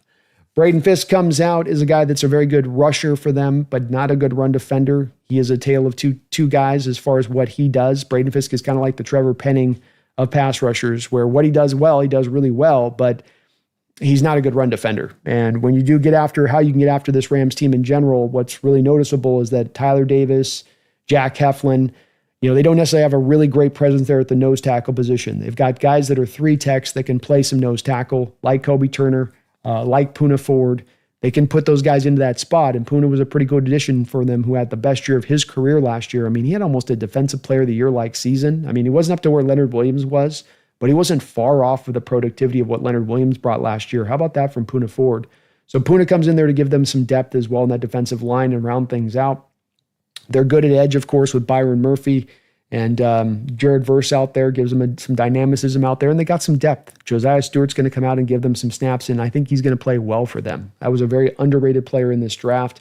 They're hoping that they've got an upgrade at their inside linebacker position in Chris Paul Jr., that he can eventually take over for Troy Reeder, but they got Troy Reeder there until Paul is ready to maybe ascend into that spot. I would still say inside linebacker is a little bit where they're weak. Their cornerback position is also not the strongest. Darius Williams is okay. Akilio Witherspoon can cover pretty well, but he's not going to tackle for nothing really. And safety-wise, Cameron Kitchens can take away the ball. He's on the rise. I loved his talent coming out quite a bit. Cameron Crow's kind of like a league average strong safety back there in what he brings. So defensively, we know they can manufacture a lot with their pass rush and pressures. And unfortunately, this is a game that I'm going to see away initially here as a loss, because they're set up to beat your defense, and what your defense wants to do, they can go after. Every defense is going to have some vulnerabilities. The way the Rams are built, I think, is to attack our vulnerabilities on defense. And then when it comes to their defense and how it attacks our offense, I think the vulnerabilities for our offenses are going to be in pass protection at times. And this is a team defensively that can slay your pass protection when it goes wrong. And you saw that with Sam Darnold last year in the 2 times that he faced this Rams front. He had a lot of problems with those twists and stunts and feeling pressure and sliding off that pressure. He's going to get it in full again this year twice. And it's on him to kind of improve this year, and not get the deer in the headlights look that he got last year at times in playing this defense. Some of it wasn't his fault because of the fact that some of this wasn't his fault because of just the fact that offensive line for the Vikings was kind of falling apart. But some of it is also he's got to get better at kind of recognizing what's going on, being patient at the line of scrimmage to see what tells he can tell prior to the snap, and just getting better against that defensive line because they gave it to him twice last year. So I do have that as a loss. We got Niners win, Steelers loss, Saints win, Cardinals win twice there. So that's 4-1. Tampa Bay, we'll get that as a win, 5-1. Jacksonville, 6-1. Lost the Texans, 6-2. Lost the Commanders, 6-3. Lost the Rams, 6-4 is where we're at right now. So we're at a 6-4 record here, keeping it sliding, keeping it going. And we go to the Tennessee Titans, the number 1 overall selection team of this last draft, a team a long, long way to go. A very, very much a team that is very likely to also be back into the bottom of their division again this year. They drafted Cam Ward. They still have Will Levis there. So they are trying to get their quarterback position right. They do have Tony Pollard, who's a good functional running back. Tyjae Spears is a decent backup, scat back type behind him. They brought in Tyler Lockett on a short-term contract to be the number 2 wide receiver to Calvin Ridley. Treylon Burks, they're still waiting for him to develop, and they did draft Alec Ionamore, so they've got some interesting parts when it comes to their wide receiver core and what they're doing there, trying to bring it up. I've not liked the core very much in recent years. Last year, especially Treylon Burks and Calvin Ridley are going, this is not good. This is ugly a little bit on that. But offensive line wise, they've taken some steps in recent years to try to get that better. They had a kind of an exodus of offensive linemen a couple of years ago off of those really good Titan teams, and they've struggled to kind of reinsert that. Peter Skoronski, they're hoping, can develop at left guard. They want J.C. Latham, the kid they drafted last year from Alabama, to kind of lock in at right tackle. I would expect he will do so. They brought in Kevin Zeitler there to slide over to right guard and fill into that role. Still with the Dan Moore and Corey Levin, there's some holes there on this offensive line. It's still a work in progress. Defensively, they're much of the same way. Devondre Sweat was a good pick for them. He played really well for them last year. Jeffrey Simmons is getting a little bit old, but they're not bad. They brought in Draymond Jones and Cody Barton, 2 former Seahawks. A lot of former Seahawks on this team, kind of Seahawks East, but also speaks to a little bit of the fact that you can feel in this, that this is a team that is still in progress from a roster construction standpoint. Tyler Lockett, Draymond Jones, and Cody Barton. These guys are essentially kind of filling in holes that have not yet been cleaned up and solved a little bit, as it were. Ladarius Sneed's not been as good for the Titans as he was with the Kansas City Chiefs since coming over from them on that side, and he's been definitely leaving them wanting. Amani Hooker's okay, and Roger McQuarrie is hot and cold a little bit as outside corner. So the defense is weak. Offense is still a little bit weak. This is a game that I think is a pretty easy one to pinpoint and say that we should win, even though it is away, even though it is going to be a 10 a.m. game. This is still one that I would have a lot of confidence in saying that you're likely to win this one. I can't see it as being a loss. So I've got us at 7-4, I believe, right now. Right? Yeah, 7-4. So 11 games in, we're 7-4, keeping this rolling. And we get to the Minnesota Vikings at 7-4 now. Another tough game here against the Vikings. Another game where there was rumors here a couple of days ago we were going to get this game at home. And we're going to get it as the first game of the year. And we do still get it at home, but it's not going to be the first game of the year. Vikings coming off 13 wins last year. Was it 13 wins or 14 wins last year? I forget. They won so much I can't even tell how many wins they had last year. What did they have last year? I think I'm wrong on that. I think they had a lot. Yeah, 14 wins. My goodness, what a year for Minnesota last year. Well done, Sam. It's going to be the era of J.J. McCarthy. His time. Is he ready? Can he do it? Can the health hold up with him? That knee. They're bringing back their wide receivers, so no step backwards there. They took some real strong steps this offseason to try to get their offensive line right. Major steps this offseason. They felt solid with what they had, Brian O'Neill and Christian Darrisaw, but they needed to rebuild their interior much in the same way like we did. And they took a little bit of a different approach than we did. They addressed it in free agency, grabbing teammates Ryan Kelly and Will Fries from the Colts and then bringing them to their team. So you hope not only that they can upgrade the position, but take advantage of the chemistry between those two players instantaneously that you can kind of get on that offensive line. And then they drafted one of the safer prospects in this whole draft and what the floor is that you're going to get. You're going to get a solid player here in Donovan Jackson. So the Vikings have done a great job of solidifying an offensive line for J.J. McCarthy to make sure that he's going to have things pretty steady and pretty clean in front of them as long as the health can hold up. The interesting part about this matchup will be, though, will that offensive line hold up through Week 13? You played a little bit of a longer year the prior year, going to the playoffs like you did. While it's a good offensive line on the front of it, you're going to be relying on Donovan Jackson, and you don't necessarily have a lot of depth behind those guys that's definitely solidified to necessarily where you're good to go if you suffer a couple of injuries. As we saw last year, once they lost Brian O'Neill, once they lost Christian Darrisaw, they were dead in the water, so to speak. Defensively, they got in Jonathan Allen, great addition for them. I mean, they've made some major moves this offseason. They spent some money. They were not lean with the checkbook. They gave Byron Murphy a big contract there as their nickel back. He's played really well, had 6 interceptions for them last year. They, I believe, just re-upped Van Ginkel again. Him and Jonathan Greenyard turned into be real good edge rushing free agents that they brought in who were able to really come in and perform well for them. Ivan Pace, Blake Cashman are solid. Javon Hargrave is, I think, pretty shot at this point. He's going to give you pass rush only in what he brings. But he's an interesting guy in his addition there, and he's going to give him at least some snaps as a pass rusher, probably not give you much as a run defender, but they've done a good job of really filling out their depth there, I feel like, from the defensive line standpoint. They've got a pretty solid secondary in addition to that. They're bringing back Harrison Smith, another guy getting older and older and older, but he still maintained a pretty solid level of play throughout his time. So a defense without a lot of weaknesses. You know, they can work a lot of things as far as games and stuff goes. This is a little bit of an extension, I would say, of a bit like the Rams, where if I have Darnold having to deal with a team with a lot of simulated pressures and stacked boxes and dealing with that kind of chaos up front that he has to kind of read through, that's not always the strength of his game. If you can run the ball really well, you can negate this stuff. But I, unfortunately, in this game will not quite be in a position to feel like we're going to be able to do that, even though this game is going to be at home.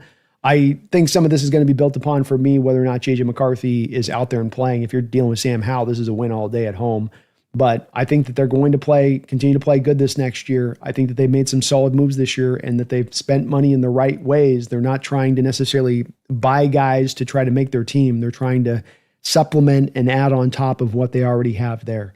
I don't think the Vikings are necessarily going to make a ton of noise this year versus last year. They're not winning 14 games again, but I do see them as a 10, 11, 12 win team. And unfortunately, I do see this as going to be a loss. So 7-5 record here as we peel on into week 14. And let me get to a couple of donos. I know I'm a little behind on that. Mousetropolis. Thank you for subscribing to the channel, Mouse. I appreciate you there. Jeffrey Thistle, thank you for the $2 donation. Jags require no comment. Easy win. Oh, there we go, man. There we go. 1 second.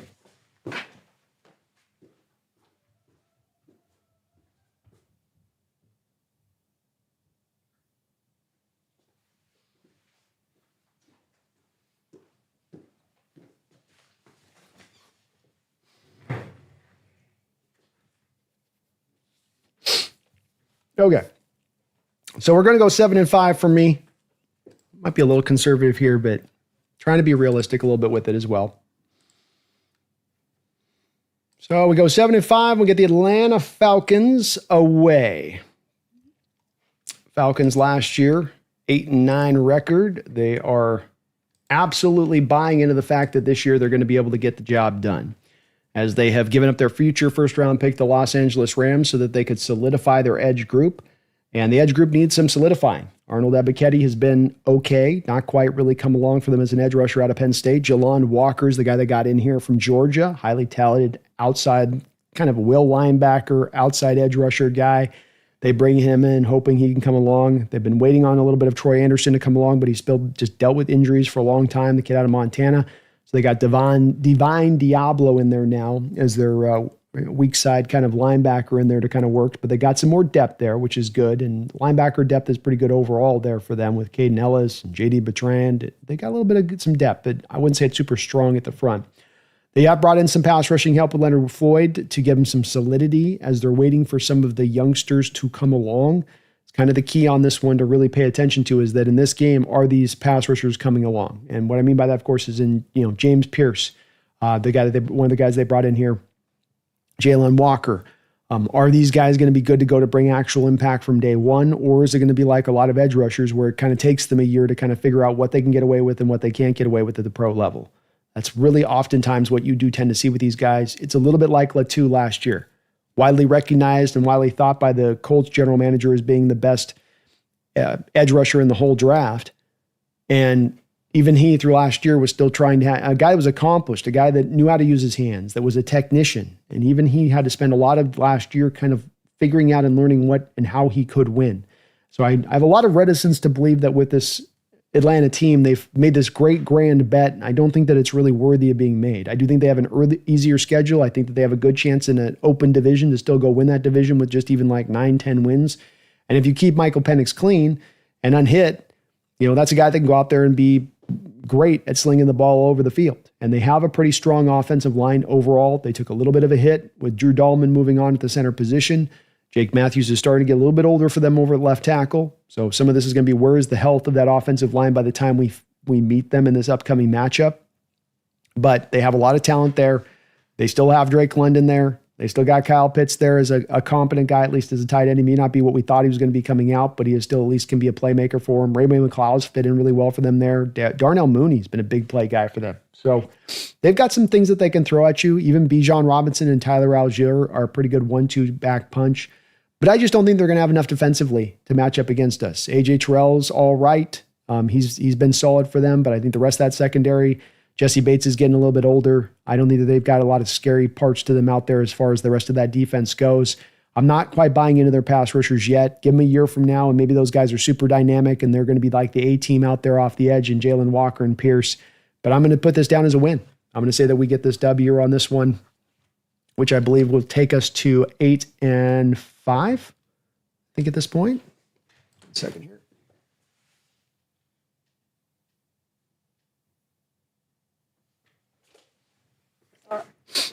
So we go to 8-5, and we will go to the Colts here, week 15. Jeffrey, thank you for another $2 donation. Says Trevor Lawrence, most disappointing quarterback ever? Oh, no.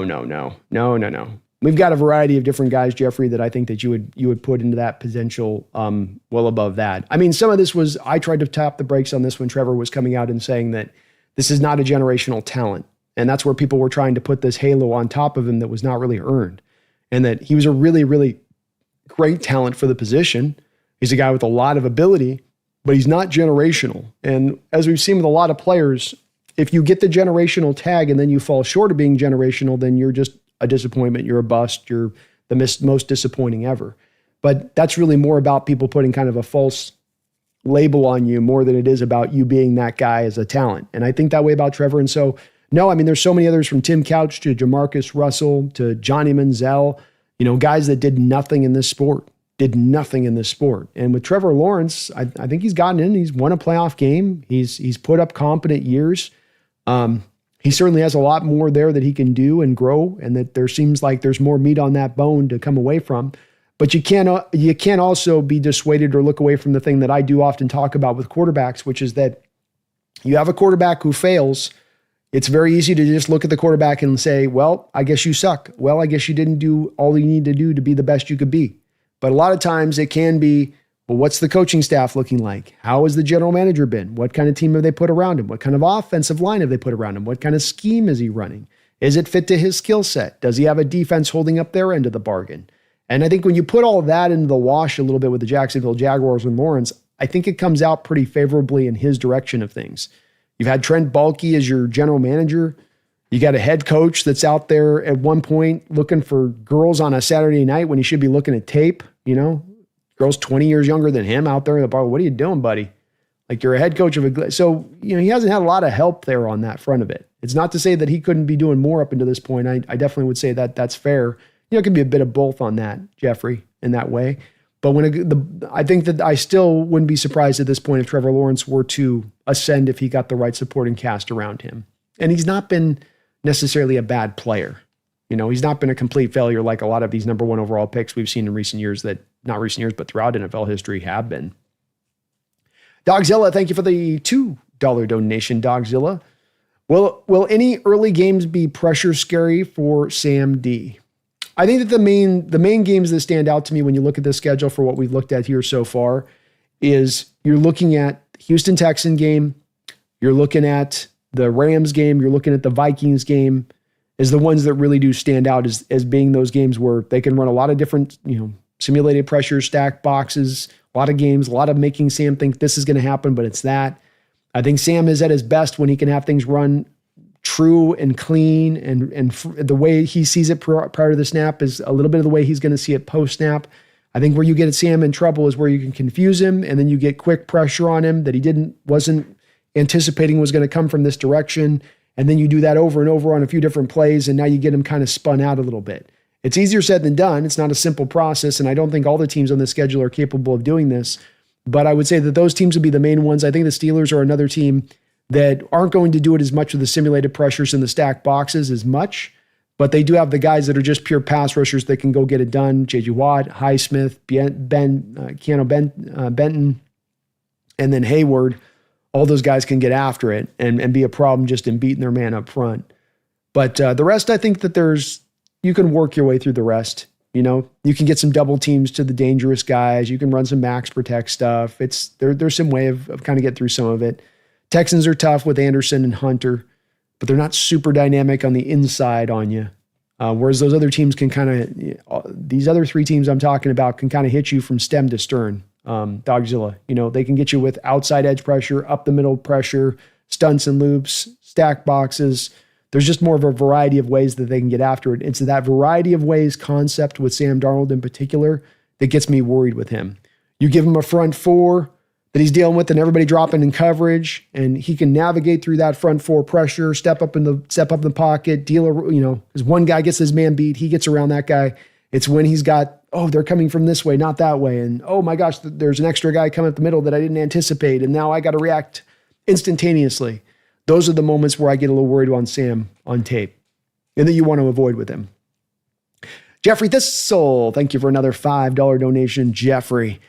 Feel like the Commanders take a step back this year. No one saw Jaden Daniels coming year one. It's my favorite under-bet team this year. Well, it's, I think in recent years too, the team that gets to the conference championship game, I think, and loses is, I think in recent years been very similar in that is the type of team that can tend to, the next year not come back as strong. And they certainly surprised a lot of people, to your point last year. Nobody really saw that team getting to where they got. And Jaden Daniels, I did feel like was able to just play so super smart at all times and not have those mistake moments that popped up where he put himself susceptible to being injured, because he is a lighter quarterback. He is a thinner guy. And he's got to understand that because of that, he has to be even more mindful of not taking those incredible hits. And he did. He was really able to avoid it last year. And maybe he can continue to do so. Maybe he's just that smart in that way to make it happen.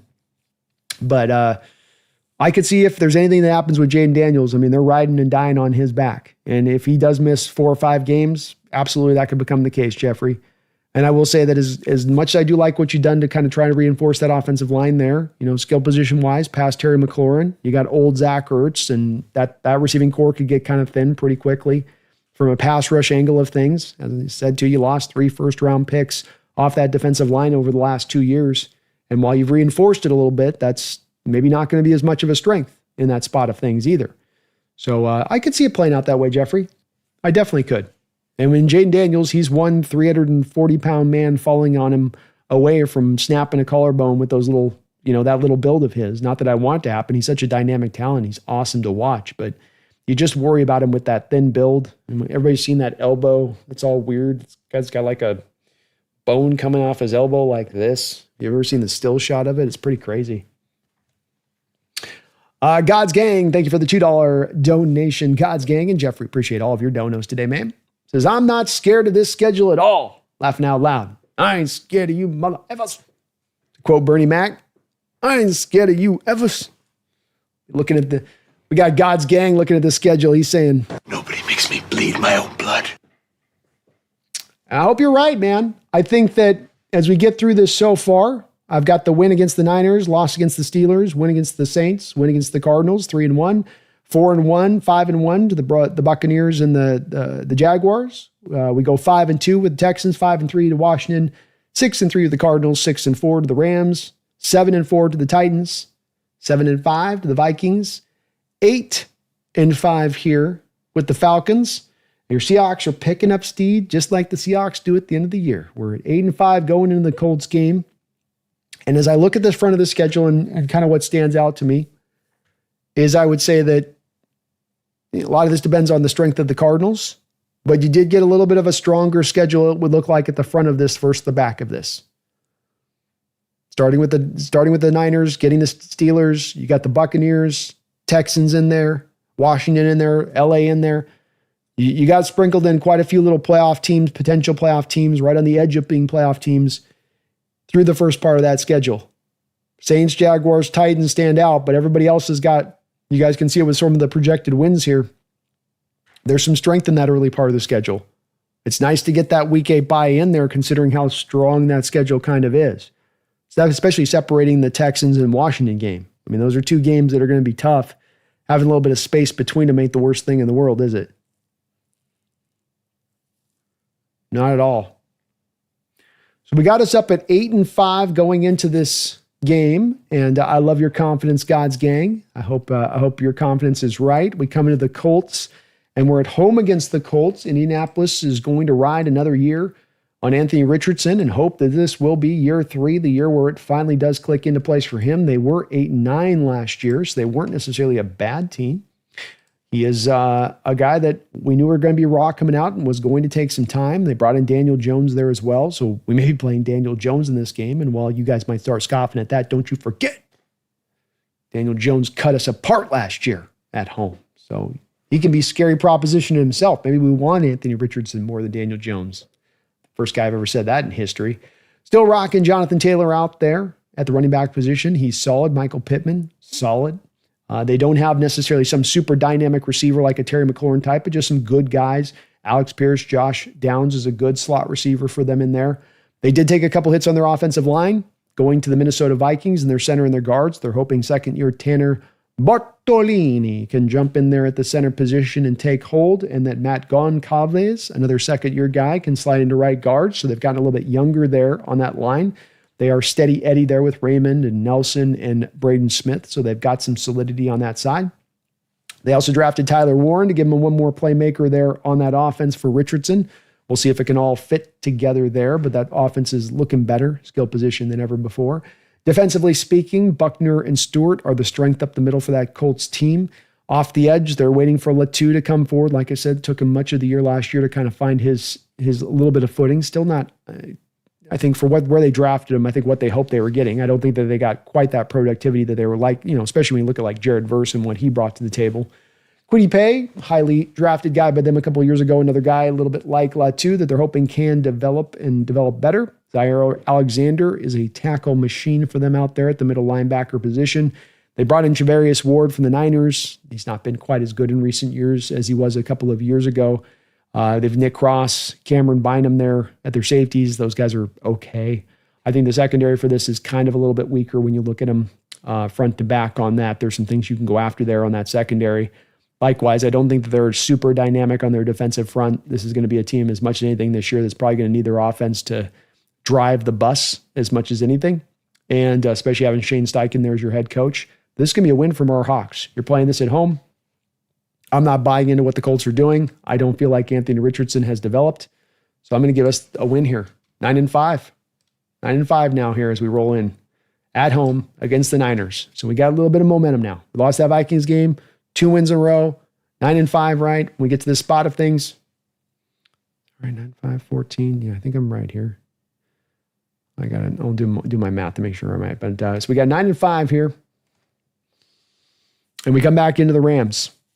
And we come down to now, do we have to get to 10 wins to get back in the playoffs? Probably. Probably going to take you 10 wins. You got the Niners still left on this schedule.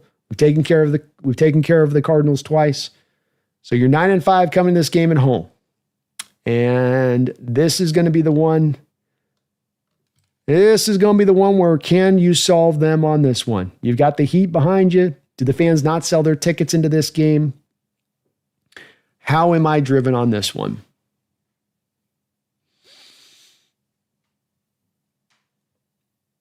I'm going to just say I just still don't think it's a good matchup for us with Darnold.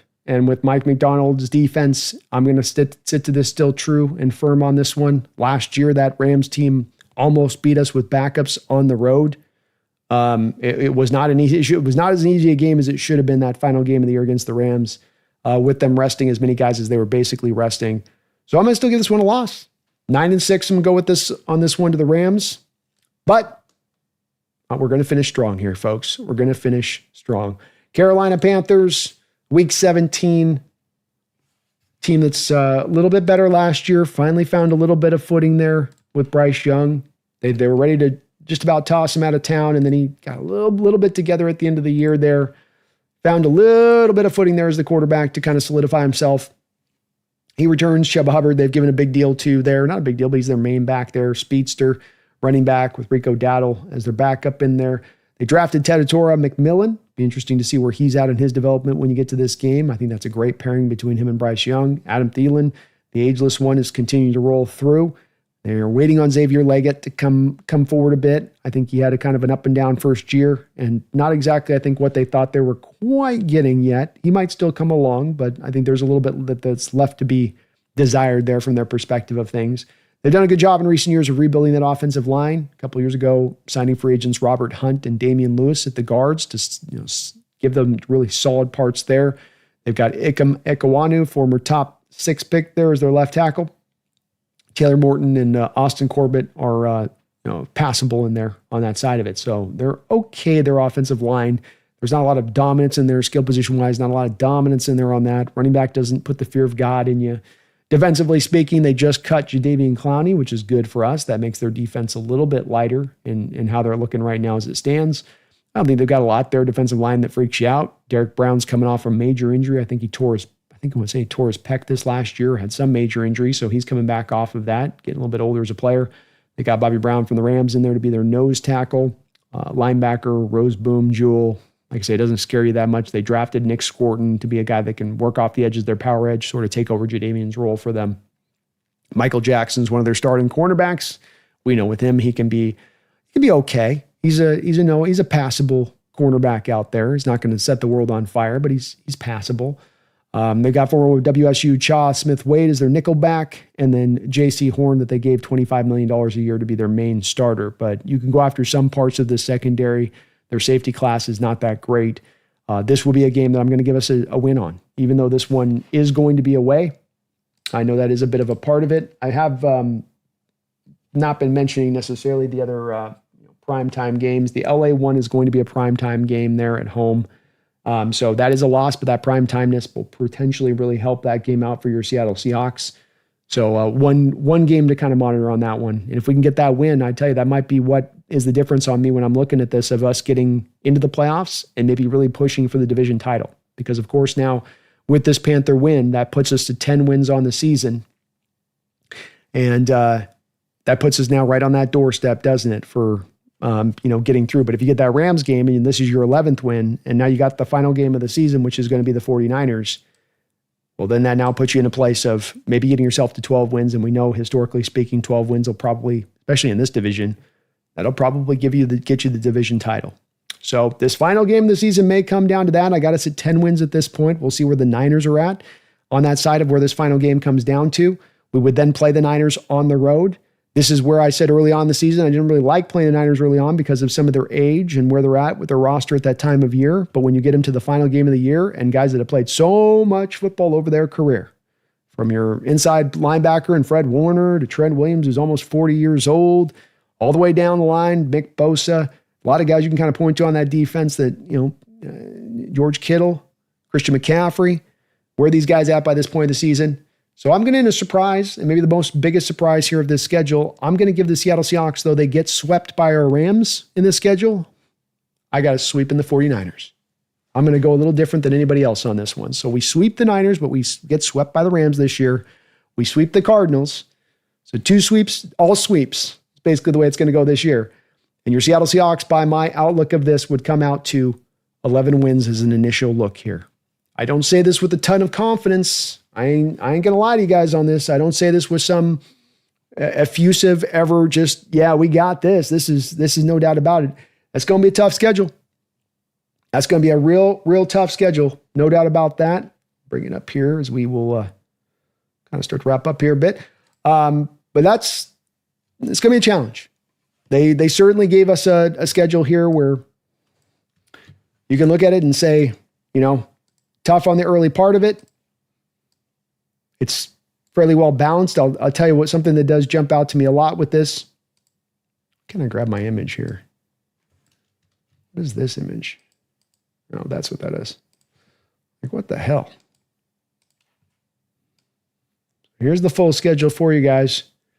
And what stands out is it's a lot of home away, home away, home away, home away, home away. And that's definitely there with it. I think the back end of the schedule is easier than the front end, for sure. I think that potentially it's what really kind of more than anything stands out to me on it, because you can get through the early part of the schedule, I think. And even the Cardinals, if you split, you're at least getting a split there. But that Buccaneer, Jacksonville, Texan, Washington run there may really kind of set the stage for what you're going to do in the season. You come out of that with 3 wins, you're really probably pushing into kind of division title. You come out of that with 3 losses, you're probably going to have a hard time winning the division. It's going to be looking a little bit more like you got to probably make the playoffs by the wild card. How you play the division is going to be a big part of this too as well, because this, as you can see with some of the projected wins here within this division, how the outlook is for this division, Vegas, advanced stat tracking, likes this division a lot and likes what they're going to do this season a lot. So the challenge is still going to be ever present there with the Cardinals, Niners, Rams. No easy peasy walks, no feast factor within this division this year. But you do get to the back half of the schedule. The Titans, you get to face maybe the Vikings with the J.J. McCarthy still in over his head, still learning, still not quite ready, needs a year, rookie quarterback. Then you get the Falcons.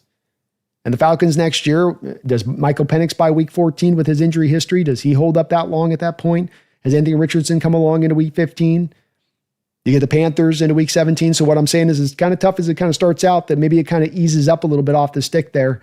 And now you have a little bit of an opportunity there to go and make the headwinds at the end, get a couple of extra steal wins back at the end, especially if you made some work done on that front part of the schedule, to then get into push to become a potential division winner or to push for the division crown. So those are just a couple of the things that do stand out to me in the schedule. I've got to say, I really do love the fact that we've got Texans and Washington split up with the bye to let you really prepare for those 2 teams. I do like as well that the primetime game, get with the Rams in week 18 there, or week 16 there with the Rams, December 18th. Having that win at home, having that primetime, you're going to have a lit crowd in there. I mean, we're going to need the crowd for that kind of game against that team. I like pulling in that matchup at that spot. I like the Thursday night game against the Cardinals in week 4, because you have the Saints the prior week. And you take care of the Saints at home, take care of them hopefully at home early and quick. That'd be ideal. Be able to, like I said, kind of quasi-rest your guys to get in that Cardinals game. Meanwhile, that Cardinal team, that week 3 matchup prior to the Thursday night matchup on week 4, has to play the 49ers. So maybe they can get kind of expended and Niners can beat up on them with some physical brand of ball, and they can beat up on each other and be kind of tired out by that Thursday game. And then you can walk in there and maybe take advantage of it at that point, going on the road at that spot. But you guys let me know. How do you see this upcoming season going? Do you see a division win with this schedule? Do you see it easy? Like God's gang, he's looking, he says, I'm not scared of the schedule at all. He's Bernie Mac. I ain't scared of you, motherfucker. I ain't scared of you, motherfucker. Classic Bernie Mac bit. But he ain't scared. Are you scared? You got 12 wins, 13 wins. Do you think they'll just barely get through? Do you see a down season? Think that maybe the NFL did us dirty on this one, that it's really set up difficult and that we're going to have a hard way through it. One last thing that does stand out, and I will say, that I did like about this schedule that had nothing to do about the schedule release today, is that the way that they set the home and the way schedule up is you got a lot of your tough matchups get to be at home.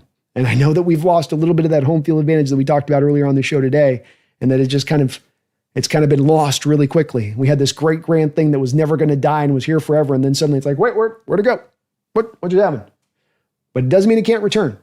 Doesn't mean it can't return, especially with maybe their crackdown on some of these tickets here. So like at least having some of these tougher matchups at home and the opportunity to maybe give you that little bit of an advantage between 2 teams that might be very evened up as far as the talent, coaching, and all of that, where that one little extra advantage of having the home field advantage in those particular matchups, Tampa Bay, Houston, Minnesota Vikings, potentially the Colts game, Saints game, depending on where those 2 teams are at and how good or bad they might be this upcoming year. Nice to have that as a little bit of a built-in advantage in those games. First, you're playing some road games like the Jaguars and the Titans, the Falcons, as we beat them last year on the road. But those are a little bit more winnable in how they look. I'm not saying I guarantee that we're going to win them, but they look more winnable than not on the outlook of it, at least as it stands right now in May 14th, 3 months out before you've even played any football. But you guys let me know. I do appreciate you guys watching today as we got through that schedule in just a mere 2 hours. That's all it took me here to go through it. But I got to break this down. We got to look at this. We got to turn this schedule over and see what's what and how this thing's going to go. I like it overall. I think this is pretty fair. It's not the easiest schedule in the book that we've ever faced, but it's not the toughest. You didn't get the early season bye. You didn't get the 7-game gauntlet of teams about 50% of the way through the season where you're just going, oh my God. It's not like that either. So it's pretty well balanced. It's pretty well maintained. A nice even split of home and away. So you're not just traveling for 3 weeks on end all the way through the country. No Germany stops in on there where we got to go halfway across the world and then come back. So overall, pretty well set up. 4 primetime games, not too shabby. Well-positioned primetime games as well in a good fair spot of things. So I love how this thing's set up. I think the Hawks are going to be well set to maybe go and take that step forward this year. I don't know for sure if it's going to happen, and I'm not really worried about whether or not it happens at this point. I want it to happen. I want this team to be dominant next year. I want them to win every freaking game. But the key on this and what they're doing right now with this team is they're taking the right, thoughtful, intelligent approach. I really believe that in my heart. And sometimes taking that approach means things have got to be done at a speed that's not always the fastest speed. Sometimes it's a choice between doing it right and doing it fast. And the Seahawks have really firmly chosen this offseason. They could have done it fast, but instead they really doubled back down on doing this true and doing this right and letting this thing unfold in kind of an organic fashion, which I think will then just make it that much stronger when it then does fully unfold into becoming a contender. And then that will mean it will last that much longer when we finally get to that spot. But it's going to be a great year. We got some fun opponents set up. We got some great primetime games. The division's going to be a dogfight end to end. The Niners week 1, are you kidding me? Let the trash talking begin. Let the fighting begin here. You know what I mean? We're going to go out and meet in the middle of the street, and we're already starting now, just every day for the next 3 months, us and Niners. We hope you're ready week 1 as we're winding the barbed wire around our knuckles. Hope you're ready. I hope you're ready. Because we're coming, Niners. We're coming for your old ass.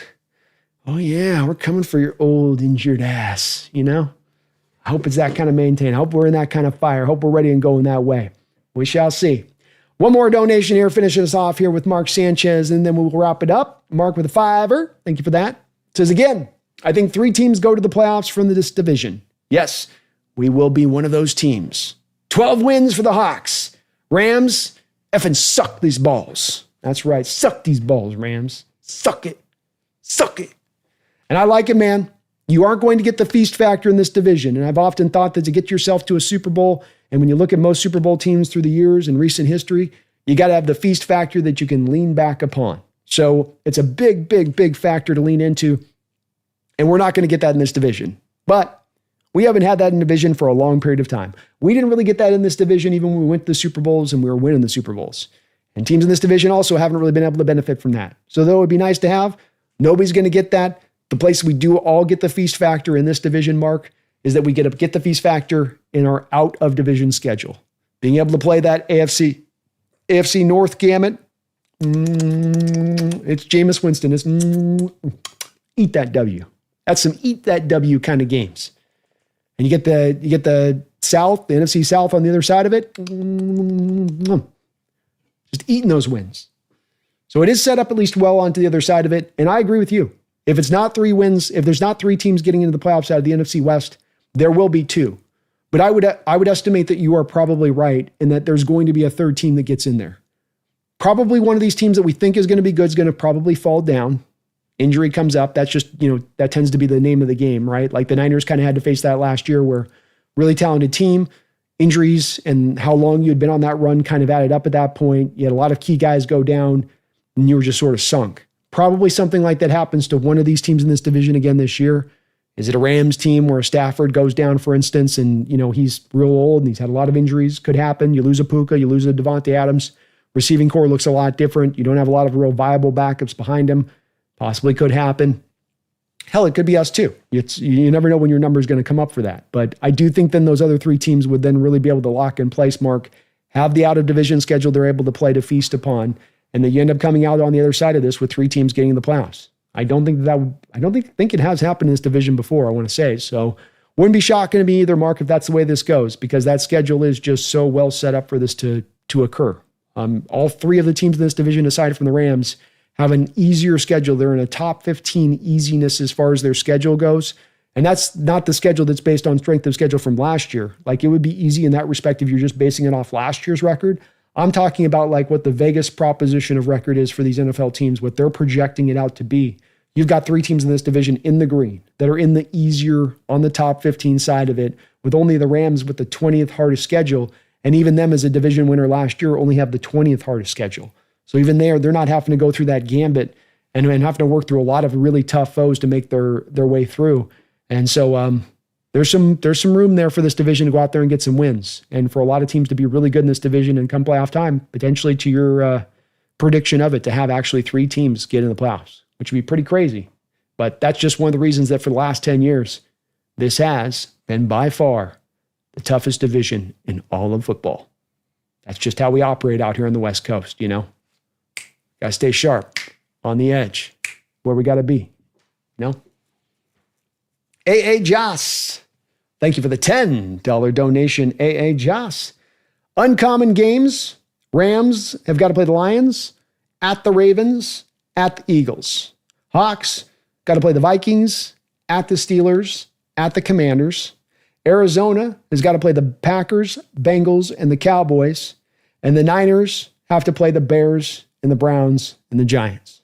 And I think that that's a great way to put this on this, because this really does illustrate how much you feel one tougher than the other, and where the delineation really happens between these teams in the scheduling, and how much just a couple of opponents in one direction to the other can be a difference. I mean, how much of a bigger difference is it of the Niner team going Bears, Browns, Giants versus Arizona with Packers, Bengals, Cowboys? Bears, Browns, Giants, Packers, Bengals, Cowboys. Which would you rather have? Pretty easy choice, huh? You don't have to think about that one, do you? And I think even likewise when you come to the Rams one, Rams, Lions, Ravens, Eagles. I don't like that. That makes the Vikings at Steelers at Commanders look a lot easier. But there's no denying it, Joss. The Niners, their schedule is set up ridiculous. It's easy. It's got a lot of light opponents through it. They've got the last place schedule, and then they get the benefits of the AFC North and the NFC South. And that combination, more than how strong the Niners are and how just, well, they're going to be a wrecking ball now. They got their breath. No, it's that light schedule. It's that incredibly light schedule that's going to help to propel them. I mean, they can go out drinking the night before, fall on their face out of bed, and still find their way to probably 9 wins next year, which kind of sucks. But they're also an older team too, and they're going to be relying on a lot of older players to be able to maintain and get through another season. Lose a couple like we saw last year with that Niner team, because they are so top heavy. A couple of those legs get kicked out of that chair will fall. So that's another part of that to take into account as well. But there's no denying, Joss, when the way you stack that up, the Niners are so much in an easier state with those three uncommon opponents. It's so much easier than the other three. And we are the second easiest, by the way, because if I've got to take the picking of those other ones, I don't want the Packers, Bengals, and Cowboys. Hell no. No. I don't want any part of that. And the Rams having to deal with the Lions and going to the Ravens. You guys want to go do another 10 a.m. game against the Ravens? I don't. No thank you on that. And then they got to go back out to the Eagles again, Joss. I'm sure one of those games will probably be a primetime game for them, but that's still another game where you're going, yikes. You know, that's definitely a yikes one there for them on that. So we didn't do too badly on this. Did we get the easiness of the 49ers? No. But we didn't get as hard as the Arizona got. We didn't get as hard to me as what Eagles got out of division and how it's set up right now. And especially if we come to find that the Steelers aren't able to really get solidified at the quarterback position, it's Mason Rudolph. And then we come to find the Vikings don't really have J.J. McCarthy ready to go day one and just be as good as Sam Darnold was last year, and that they take actually a step back in the initial year of J.J. McCarthy for the long term of maybe him taking a step forward, then the schedule looks even more beneficial, doesn't it, Joss? It looks like it's even more in a place of us able to go out there and get some things done at that point. So thanks for presenting that out there, man. I really appreciate that. That's absolutely the way, that's absolutely the different spot between the schedule and these spots. That's a very, very keen, interesting spot of it. That's for sure. All right. Well, we're going to wrap this up now. A couple hours on into this one. I thank you guys for watching today. If you can do me a favor, please do smack dab onto that like button. It does help me out. There's a lot of people looking for this kind of content right now, searching for it on YouTube, looking for good breakdowns of this new schedule. You can help point them in the right direction by hitting that like button. So if you can, do please hit that like button. Maybe sub up too if you get a good chance. I would really appreciate it, as it does help this channel out a lot. I want to thank Joss, Mark Sanchez, God's Gang, Jeffrey Thistle, and of course me, Dylan Peterson, Megan, Gok, Roger, Garth Knight. Appreciate all of you guys for all of the donations. Seth K. Aloha, you as well. You guys are kind as ever here on the chat.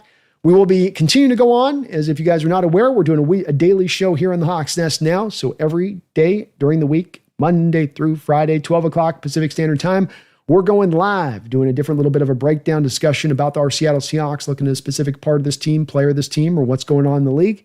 And tomorrow that's going to continue, as we're going to continue to round out the last of this draft class, looking through a couple of seventh rounders in this draft class. Tomorrow it's going to be the wrecking ball. Damian Martinez, underrated draft pick, shades of a Chris Carson. I got a lot of you out there that are pining for Chris Carson every year. I see that name pop up. Man, I miss the days of Carson. Remember when he got flipped over by that guy in Carolina? Remember when he ran this guy over? Well, you want him reborn? You want him returned? You want him renewed? That's what you're going to get now. You got your Chris Carson back in Damian Martinez. Very, very similar to Chris. He's going to fit into this running back room. He's going to find a place. He's going to find some touches. And you better believe you're going to like watching this kid's tape tomorrow. He's a lot of fun. He runs with power. He runs with ferocity. He is not going to go down easily on any carry. And that's always a fun thing to watch in running backs, is it not? I thank you guys for watching today. Like I said, please hit that like button. We've got our schedule set up. We know how it's set up. We know the task at hand. We know what we have to accomplish. We know how this is going to go. Now we just got to knock them out one by one game at a time. I thank you for watching. Hopefully a great season on deck here. I've got 11 wins, room for it to go a little bit of either way. Certainly there's a pathway here to you being dominant and going and finding that division title. It's just all going to be about whether or not this young talent can develop, whether those new coaches coming in on the offensive side of the ball can bring this offensive line along and bring it up from where it's been, which has been kind of the back end. And if they can do that, that door opens wide for you to go and be that contending team, for you to go and return to a dominant form. Part of what will be the fun of this team is to watch it develop, watch it hopefully ascend into that state. I'll be back in less than 24 hours, but until that time, please don't you ever forget, don't you dare do it. Go Hawks.